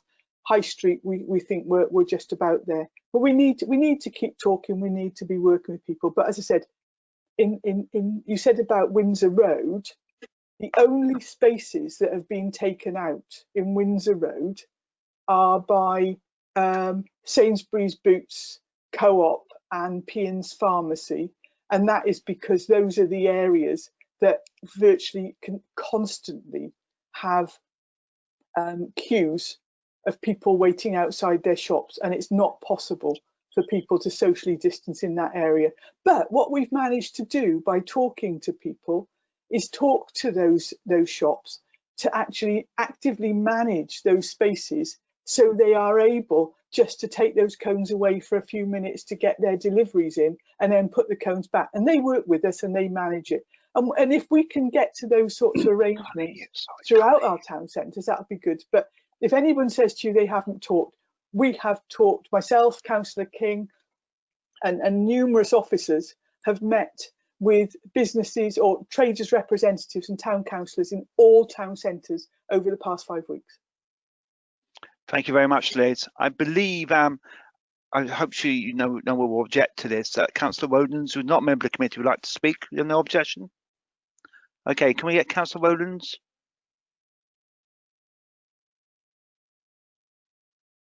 Can you hear me? Okay, Councillor Rowlands. Yes, we can hear you now, Councillor Rowlands. Good. I just wanted to raise a point in relation to the town centres. Obviously, I represent I represent Barry, and in particular Houghton Road. I walk down Houghton Road quite often, and I just wanted to get the leader's point of view, but also the managing directors and Liz, about the one-way system, where obviously people aren't adhering to the one-way system you've put in. I noticed today, because I walked down there today, there's new signs being put in, the orange signs saying a one-way system in place. But also some traders have taken up the bollards in the parking bays, and they're on the pavement. I know that there was a promise about something about ambassadors coming in on a Wednesday after it was after the implementation came in, but I went down there on Wednesday. There weren't any ambassadors in place, so I can see the good intention from the council in trying to work from both sides of the traders and getting them involved and stuff, and from the trying to get people to spend, but it just doesn't seem to be working in Barry Town. And I spoke to some traders, and some traders did not know about the new implementation. And I understand the Trades Association was notified, but that hasn't been filtered down to traders who aren't part of that. And I think just some better communication might have been slightly better. It's just constructive criticism from my point of view. You know, I see, you know, what you're trying to do, and I think, you know, yeah, it's a balance. Thank you very much, Leighton. Liz, do you want to respond on that? Yeah, I will clarify. I think that all these situations need time to bed in, and people need to get used to them. There's a lot more signage going in this week because obviously it's taken time to access all the materials and get that. So I think that the town centres will look a lot tidier going forward. In terms of the one-way system, I think we need to go back to sort of basic principles of what we're trying to achieve. We're trying to allow people to socially distance, which is currently 2 metres in Wales, as they're in the town centres. And I do recognise that some people that I've spoken to still find it quite daunting. They get quite anxious at the thought of going back into our town centres. They've been having stuff delivered to them. They've been having, you know, whether it be online deliveries or family and friends. And we need to help them get back into town centres. We need to help them feel safe. So you've got a couple of things you can do. As I said, you can go right down to the end of it, like some towns have done, and just close the town centre. Now, if you look at Houghton Road, you can't do that because there are streets that have got access off Houghton Road. So people wanting to get to their houses, you couldn't close it anyway. So you've got 2 options. You've got closing parking bays to give people a little bit of safe space to step off the pavement, or you've got one-way systems.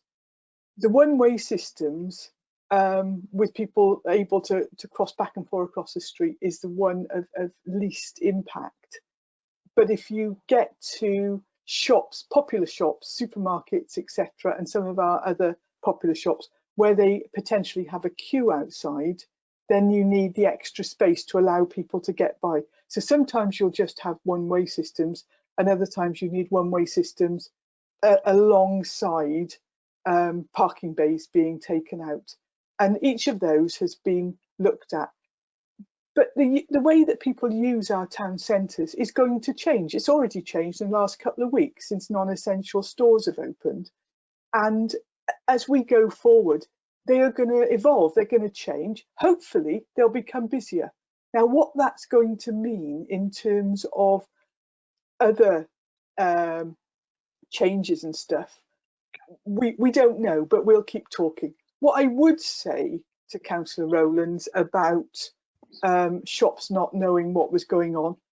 I suppose maybe that was some learning, that we've got traders' organisations, we've invited the representatives of traders' organisations. I would reflect the question back to them of, well, what can we do then? If we go to traders' organisations and talk, what can we do to help them share that knowledge out amongst their own members? Because yesterday, for example, I mean, the arrangements in High Street were actually was suggested originally by traders, and so we tried those out, and some of the shops have used them really effectively for managing queues.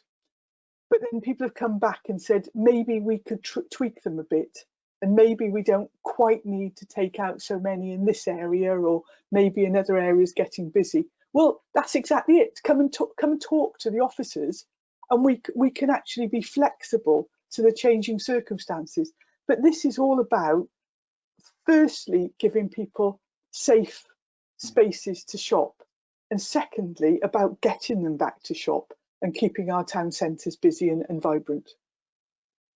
Okay, before, I know Rob wants to come in, I'm going to make a little comment as well.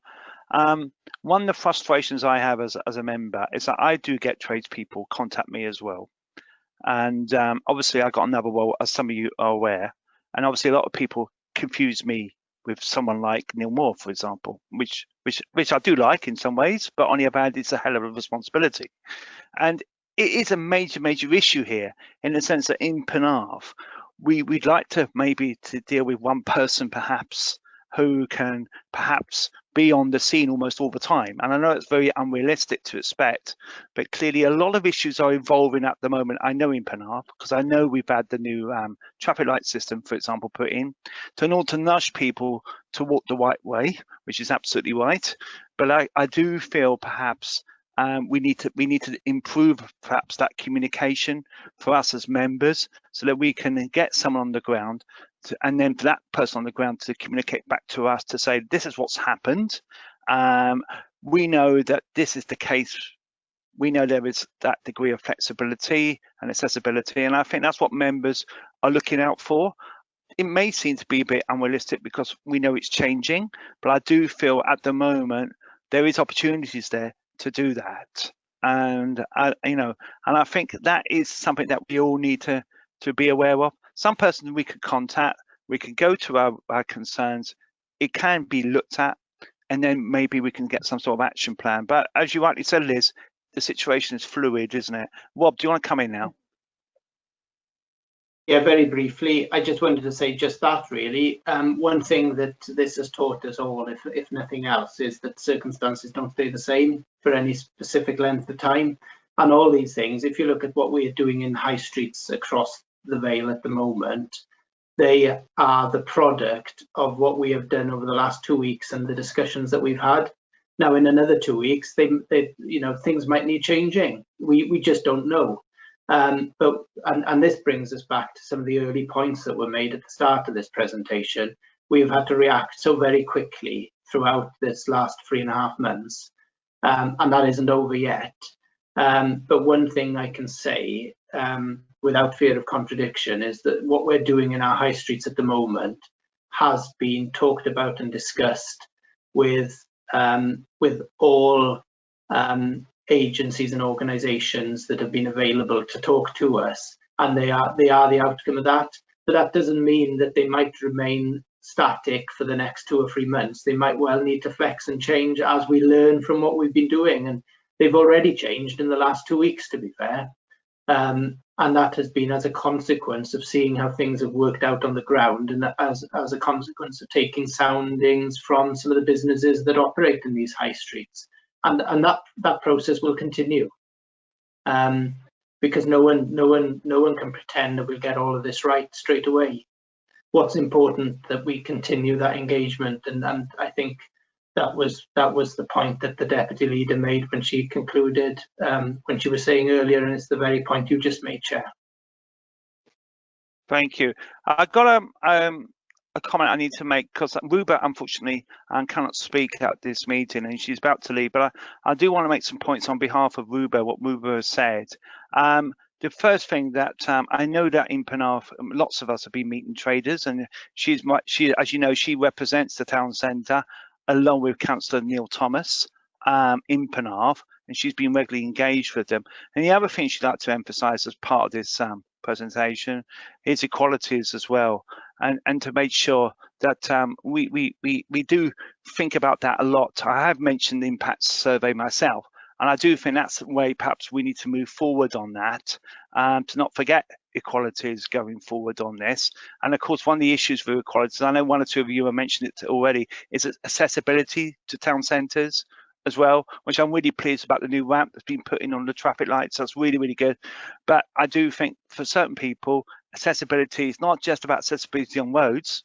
We get that, but also making sure that people can find it accessible if they're wheelchair bound. And I think that's important. As you know, I share the ward along with Liz and myself with Councillor Luxton, who is wheelchair bound, and who's a town councillor. And it is important, though, that we do look at all the different types of people that want to access our town centre. And I do think, you know, when we're going forward on that, we want to encourage accessibility to the town centre, and we also perhaps need to publicise where the parking is, because I don't think everyone is always aware of where the parking is. I do think there's an expectation, and that's many town centres, that you want to park bang in the middle. And unfortunately, because of social distancing and other measures, it may not be possible to do that for everybody. And therefore, we do need to think about, obviously, prioritise disabled parking. I totally agree with you on that. But also, we also need to think about highlight where the parking is. Be a bit more signage there to make sure that people can go there and then find routes to the town centre which are accessible, you know, so they don't have too many steps. There is where to be flat. It's easy to navigate, so they know where it is. Because at the end of the day, we want to encourage viability, don't we? We are aware that an awful lot of these premises have been closed for some considerable period of time. We want them to be viable, and we want to have, you know, great town centres. I mean, I've been visiting Barry today, and I'm so pleased with the work that's going on in Barry in the centre. It is absolutely fantastic, especially where by the Academy coffee places, the developments down there are absolutely amazing, and I think that will really help bring people into those places as well from our towns and villages nearby as well. Okay, anyone else? Yeah, can I come in a minute? Sorry. Yeah, sure. Can I? There's one thing I'd like to say is, Leighton finished up by saying it's a balance, and that's the point. It is a balance. Yeah. Because what you have to realise is we've just talked about the transition phase, yeah. And the thing about a transition phase is the fact that COVID-19 is still here. So what we did was we worked with what Welsh Government were giving us and what they were prepared to open and what they weren't prepared to open. We wanted to get our town centres moving again. Therefore, what we did was we worked on the basis of trying to make it as simple as possible to ensure that people could move around, knowing that everything wasn't open. We're now getting to the stage where things are all becoming open. And one of the things was, it was a learning process, not a learning process just for us, but it's a learning process for the public too, because they have to learn that in order to be safe to go shopping, they've got to do things differently. And that's why we started off with the one-way systems. And that's the other reason why all of you have had copies of the maps for the areas for the town centres. And that map wasn't, I know, and the argument could be, why didn't we have it earlier? The reason it didn't have it earlier is because we were still refining it. So it's a case of learning as we go forward. And yes, there's going to be tweaks, but everything was done with the best of intentions, and the fact that we have to retrain people to think differently. So we started off slowly, and yet we knew we put down things temporarily because we wanted to make sure that when we made it more permanent, it was in the right place. So, you know, it was a long consideration. And in terms of town centres, then clearly they also got the town centre managers they can go talk to. And because not everybody is a member of the trade association, but maybe they should. Sorry, that's all. Okay, thank you for that. And I understand that Councillor Keane wants to speak as well. Can we get Councillor Keane on the line now? Thanks ever so much. Yes, you certainly picked up earlier about assessments and things, and all I would say is I think you're right. We haven't documented that well, but I can assure you when I've been involved with the town centre recovery meetings, the issue of access, and in particular those with visual impairment and indeed blind are taken into account, because one of the problems is that, dare I say, when you see somebody coming toward you with a white stick, you normally step out of the way. And if there isn't 2 meters of space for you to step out of their way, they will walk into you because they're generally speaking need to follow the curb or the wall or something else. And it's blooming hard for them to know where somebody is forming a 2 meter spaced queue. So I promise you it has been taken into account. It may not have been documented. Thank you very much. Open to anyone else? Okay, can we now move on to recovery phase now? Okay, thank you, Chair. This section is now looking at that kind of medium to longer term. So Rob and the leader have set out a series of principles for us to work to on this. So this isn't recovery as we would normally do after a snow event or a flood.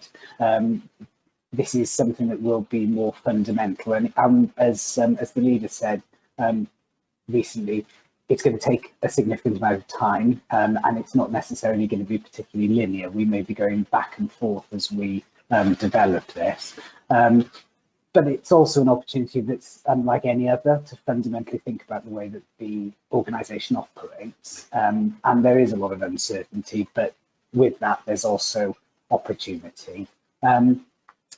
We have started to have a conversation with all of our heads of service, directors and operational managers about the particular pressures and issues that Rob was talking about earlier that seem to be emerging. And listed on this slide, you can see some high-level themes for recovery which are starting to emerge around health and social care.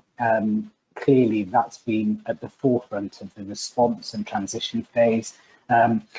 Community and humanitarian issues have come to the fore with things like volunteering, homelessness prevention. Learning continuity is a massive theme, as we've seen schools having to adapt. Ditto for public realm and public space. Huge pressure around business, the economy and infrastructure, and obviously environmental considerations. And I've been with you for nearly 2 hours, and I haven't mentioned the Wellbeing of Future Generations Act yet. So here it is. They are all cross-cutting. They do need us to work and involve people. They need us to understand what our partners are facing. We need to work together thinking about actually the long term, and we need to really think about what are those root causes of issues and how can we prevent them from happening. So we ran a session with CMT Gold this morning that Rob very succinctly described as getting real about recovery. And this is about thinking now in terms of what it is that we want to do, taking things forward. So what you've got on the screen here is a kind of thought process that we are now asking all our managers to start to give some consideration to. So on the top left-hand side, there are things that we've put in place because of the coronavirus crisis. When the coronavirus crisis is over, we will end them. In the bottom left, there are some things that we'd probably been thinking about stopping, and because of coronavirus, we have stopped them. And actually now is probably the time to bid farewell and let them go. There are some things that we talked about in terms of face-to-face services, for example, which we've had to stop, but they can't stay at that status forever, so we need to restart them. And then on the top right, this picks up on the point the Deputy Leader made around being innovative and creative. And there are things that have emerged over the last 16 weeks, and we need to do more of them. We need to amplify them. So that's the kind of construct that we're asking people to start thinking about these things in. And I know it seems like an awfully long time ago that we were talking about our new corporate plan. But the new corporate plan provides a really good framework for this. And on this slide, you've just got a reminder of our new full wellbeing objectives. So to work with and for our communities to support learning, employment and sustainable economic growth, to support people at home and in their community, and to respect, enhance and enjoy our environment. And there's just a bit of a description of that, what we're trying to achieve with each of those objectives. And what we've seen is that actually those recovery themes, things like learning continuity, business, economy and infrastructure, they fit or align really neatly with the wellbeing objectives. So what we're proposing, and Cabinet approved this as an approach, and we're asking for your views as a committee this evening, is that actually we blend our recovery strategy with our corporate plan, so that we're not throwing the baby out with the bathwater. We have a good, strong corporate plan in the making. We now need to refocus it to take into consideration the impact of coronavirus. And I won't dwell on these slides. Obviously, we'll send them to you to reflect on after. But what we've done is run a series of sessions to engage with our colleagues about what are the threats and opportunities that they see associated with things like learning continuity, business, economy and infrastructure. So within the context of our wellbeing objectives, what are the particular things that are either an opportunity or a threat? And this one is a really good example that there's obviously a threat that we've had children not being in school full time for quite a long time now. We've got a potential threat around distance learning and the impact that has on particular groups of students, so children with additional learning needs, and also then things like the impacts of social distancing regulations on business that we were just discussing as a committee, and then the slightly wider piece around at a kind of macro level, recession and employment, the impact on key industry and sectors. And I meant to make a contribution, Chair, when you were talking about this kind of impact assessment.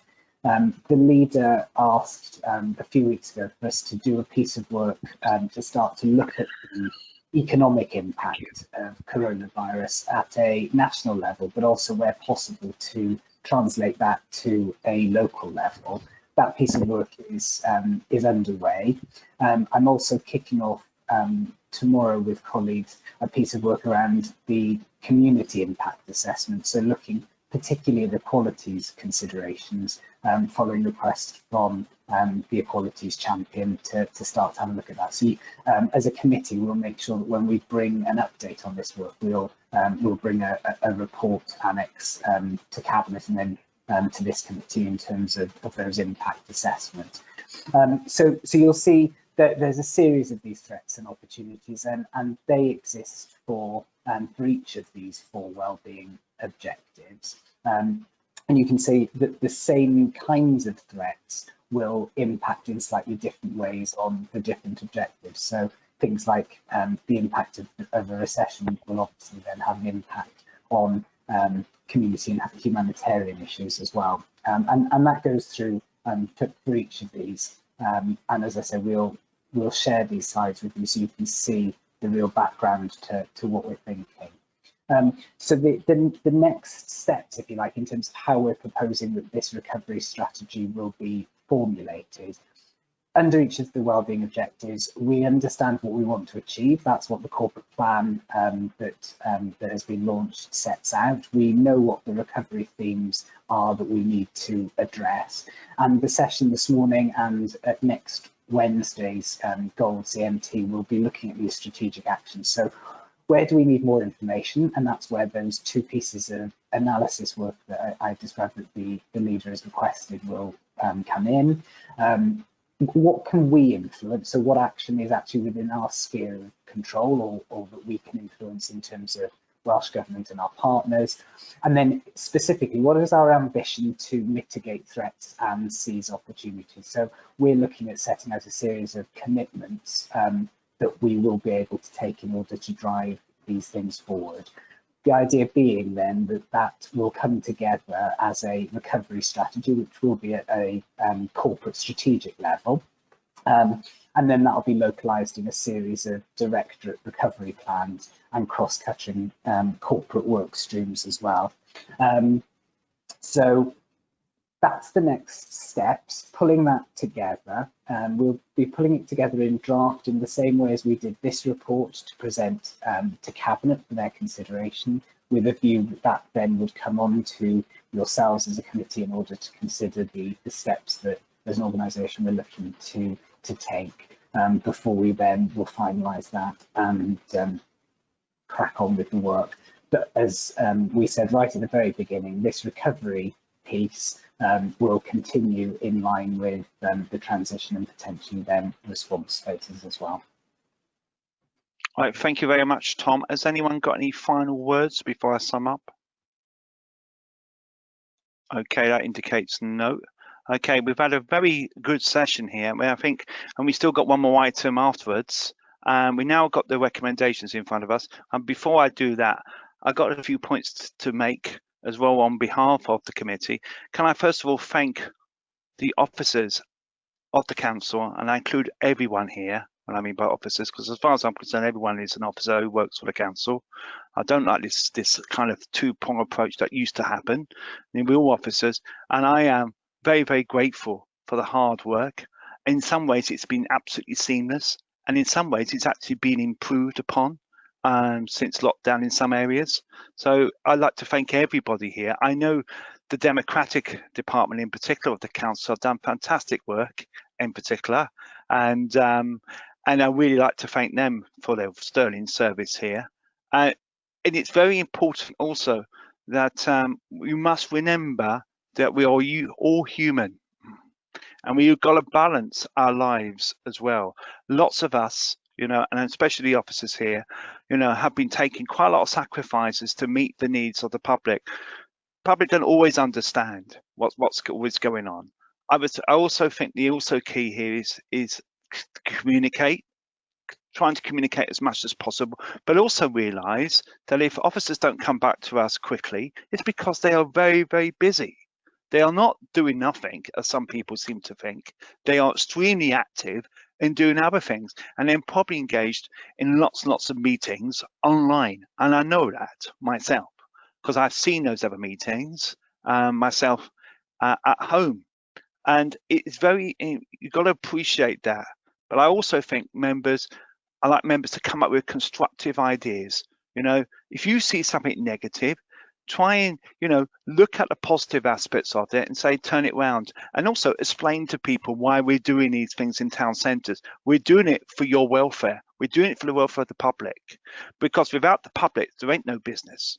And sometimes it's easy, you know, I can understand why businesses get frustrated. Of course, that's the right approach. You will get frustrated.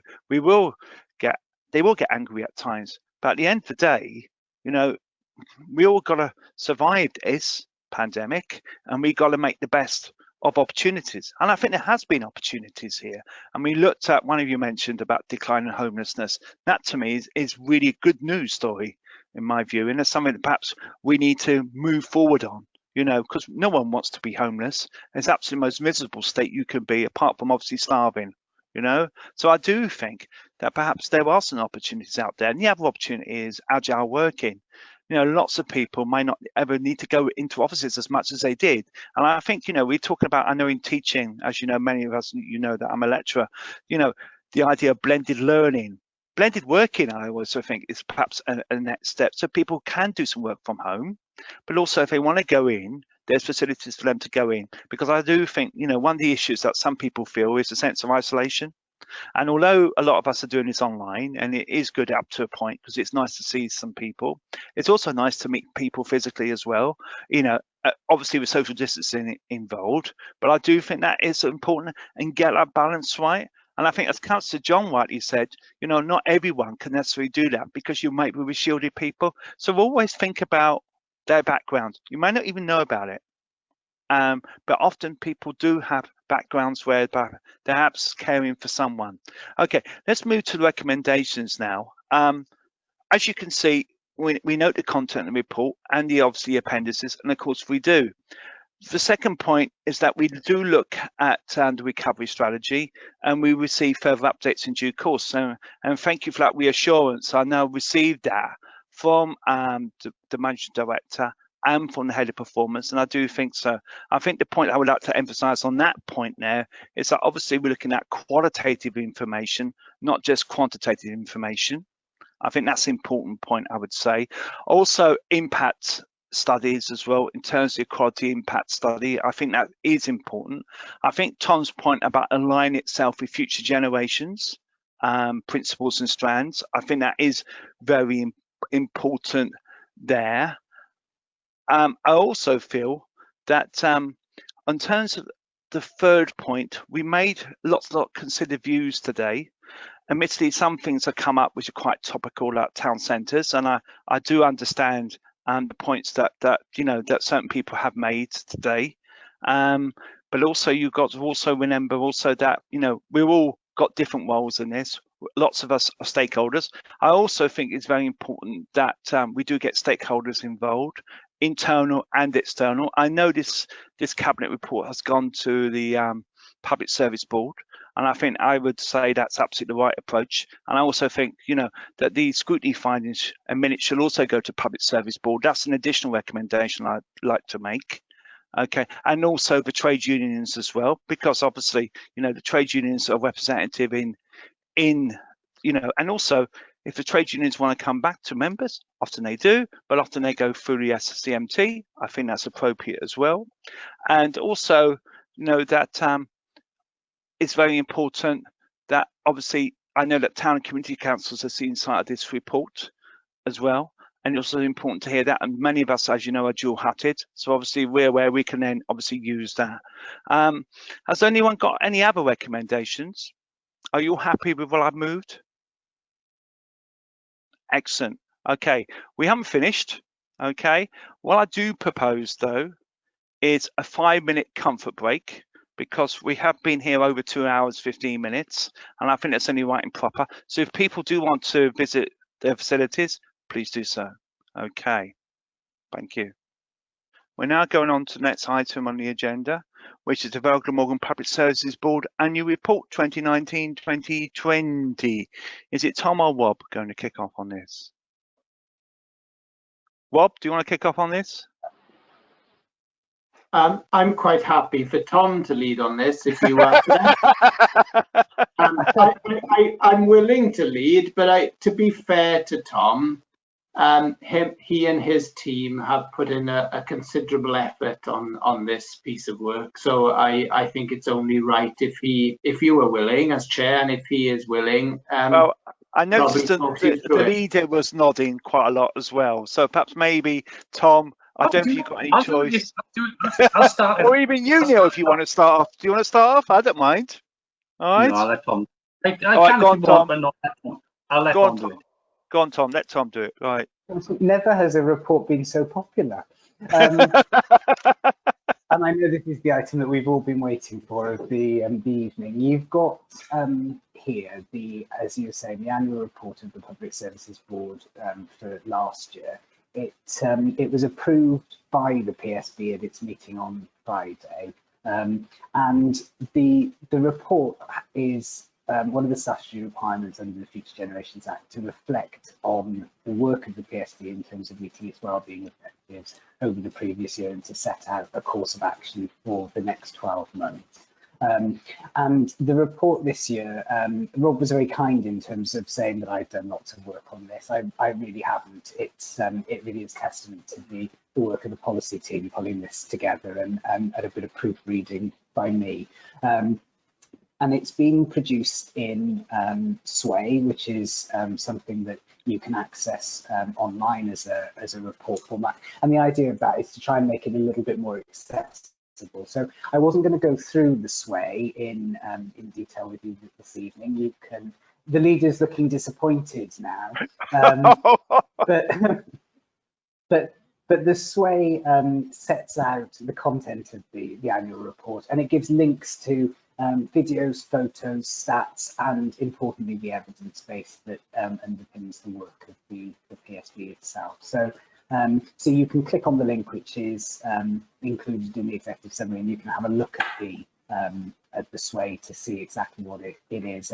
And I suppose the reason for bringing it to your committee, Chair, is because your committee is the primary scrutiny committee for the PSB's work, and obviously we want you to make any recommendations back to Cabinet that you see fit in terms of that work, and also consider any ways that you may like to see the scrutiny of the work of the PSB to be enhanced in the coming year. So the report sets out the background, which is that the Wellbeing of Future Generations Act formally is set up PSBs. They are about improving well-being across the area, and they bring together a series of statutory partners and invited attendees as well. And the Vale PSB has more invited attendees than most, because it includes town and community councils, which is not the case for all PSBs. In paragraph 1.4 of the report, you see the wellbeing objectives, which are around getting people involved and participating in their community, looking to reduce poverty, giving children the best start in life, and protecting, enhancing and valuing our environment. This report largely reflects pre-coronavirus, but has been written to reflect what impact coronavirus is going to have. And we've got 4 priority work streams within the Vale PSB. So taking forward the Move More Eat Well plan, which is a Public Health Wales plan, tackling climate change, time banking, and improving engagement with our communities and our organisations. And at the PSB meeting on Friday last week, they agreed that actually those priorities are probably still very relevant. In the medium to long term, we need to still do a lot of work around those issues, but they'll obviously need to be considered in light of coronavirus as well. So the report that's in Sway has got a lot of detail about what activities been taken over the last 12 months in terms of those priorities, and sets out a series of really detailed case studies that you can interrogate from a variety of different perspectives. There's a particularly good one about Vale Heroes to declare some personal bias, but there's also some really good information around the work around climate change, Food Vale, for example. So it shows you the real breadth of the work that has been undertaken by the PSB. It's all done based on a series of evidence. That evidence base is accessible for us as an organisation, yourselves as elected members, and the PSB to access. It's a really rich source of data, and that does show where all of these kind of economic, social, environmental considerations come from and what they mean for us locally. So we've taken it, as I say, through the PSB. They have now approved it. At Monday's meeting, the Cabinet approved it. And the reason for bringing it here is to A, raise the profile of the work of the PSB, and as I say, secondly, to ask your committee's views in terms of any future focus and activity that the PSB needs to give, and equally how you would like to see the shape of scrutiny of the work of the PSB develop in the coming year. Oh, thank you very much for that succinct presentation there of the report. Open to any member? Yes, Councillor Johnson. Thank you very much, Tom, for the enthusiastic reports on the PSB, work of love. I will sort of put about you something you just said in the previous item about how it had taken you 2 hours to refer to the Wellbeing of Future Generations Act.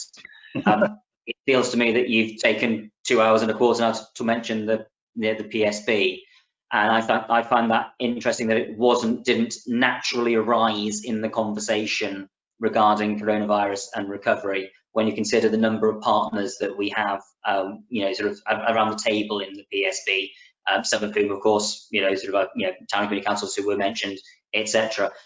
So I'm just trying to, analysing anything that's that finishes before March. Almost feels like a document from an entirely different era, regardless. But I'm just trying to sort of, in terms of that going forward thing, trying to understand how you see the PSB developing. Is the brand worth developing? There's lots of references to all these different things, all these different logos, all these different organisations. Does the PSB's role really drive that, or is it just something that which everyone attends and talks about these things? I'm just interested in how you feel that the role of the PSB has settled in the last couple of years since implementation of the Wellbeing for Generations Act. And another question was how would we better scrutinise it? And the reality is that people don't generally see the PSB as the PSB. That's as I see tweets that come from it. I see references to it in documents, but generally it feels that people see the standard traditional organisations as being those that drive it forward, rather than there being an overarching umbrella name or organisation that does that. I think one thing we have discussed before, and I think it was at Corporate Performance and Resources, was about having more interaction with some of the other organisations to come along and present to us on their speciality areas, and also our speciality areas. I mean, I don't hear that much about time banking the last couple of years, for example. You know, so it might be nice to have that to sort of freshen up, you know, sort of some of the way that we do it, you know, every 6 months. If we've got an annual report and there's something else every, you know, after 4 months or 6 months, then that might be useful. And it's not always quite clear here where some of these stats are coming from as well. Maybe that's just the format in which it's come to us. Obviously, the one about air quality, I think, is one that rings a lot of bells at the moment.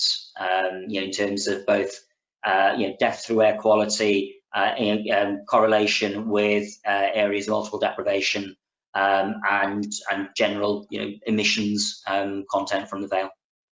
Thanks. Thank you for that, Ian. Open to any other member? Oh, does Rob want to come in? Do you want to come in, Rob? I just wanted to respond to the initial comment from Councillor Johnson, really, about the fact that we've been talking about recovery and transition and the response phase of COVID-19, and we haven't mentioned the PSB until now. I don't think that is to underplay the role of the PSB.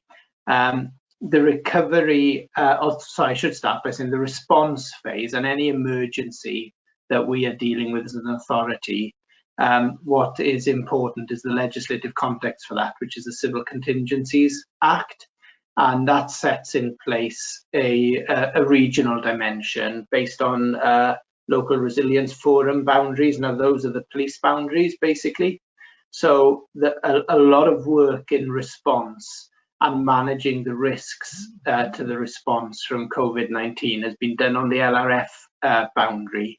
So it takes in Swansea through to Cardiff up to Merthyr, and that's been chaired by South Wales Police.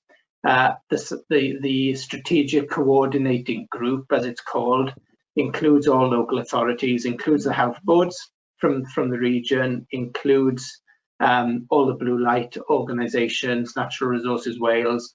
So all the partners that would be on the individual PSBs within the region sit around that coordinating group table, so to speak, to deal with response. But the logic of doing it on the police boundaries is it gets a strategic footing, if you like, a wide regional footing. Now, the interesting thing about the strategic coordinating group is it is being stepped down from the end of July. Because at the moment the response phase is being seen as having been dealt with, in that all the risks that remain can be managed on a single agency basis rather than a coordinated basis across the region. There is now what's called a recovery coordinating group. Apologies for all the descriptions of the various groups, but it's still based on the same resilience forum footprint. So it still includes the health boards, it still includes the local authorities, the blue light organisations, and the recovery coordinating group will step in where the strategic response group is coming to a conclusion. Local authorities chair that group across Wales, so there are 4 recovery coordinating groups across the 4 police force areas, I chair the South Wales one. And what that does, it sets out a recovery strategy for the region in the same way as we have one for the Vale. We deal with all those cross-cutting risks. So the reason that the PSB is not at the forefront of recovery and response at a Vale level or at a Cardiff level or at any level is because they are all sitting and part of that group at a far more strategic regional level.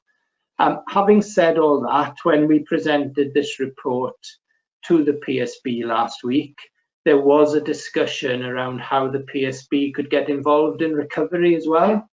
And one of the things that emerged from that meeting, in the same way as we will assess our current corporate plan and analyse the recovery challenges against our current corporate plan and see what impacts COVID-19 has on our corporate plan, the PSB agreed to do a piece of work in exactly the same way on how the recovery elements will impact on the well-being objectives of the PSB's plan. So there's a piece of work to be done with partners across organisations at a PSB level, which I think answers your question in part.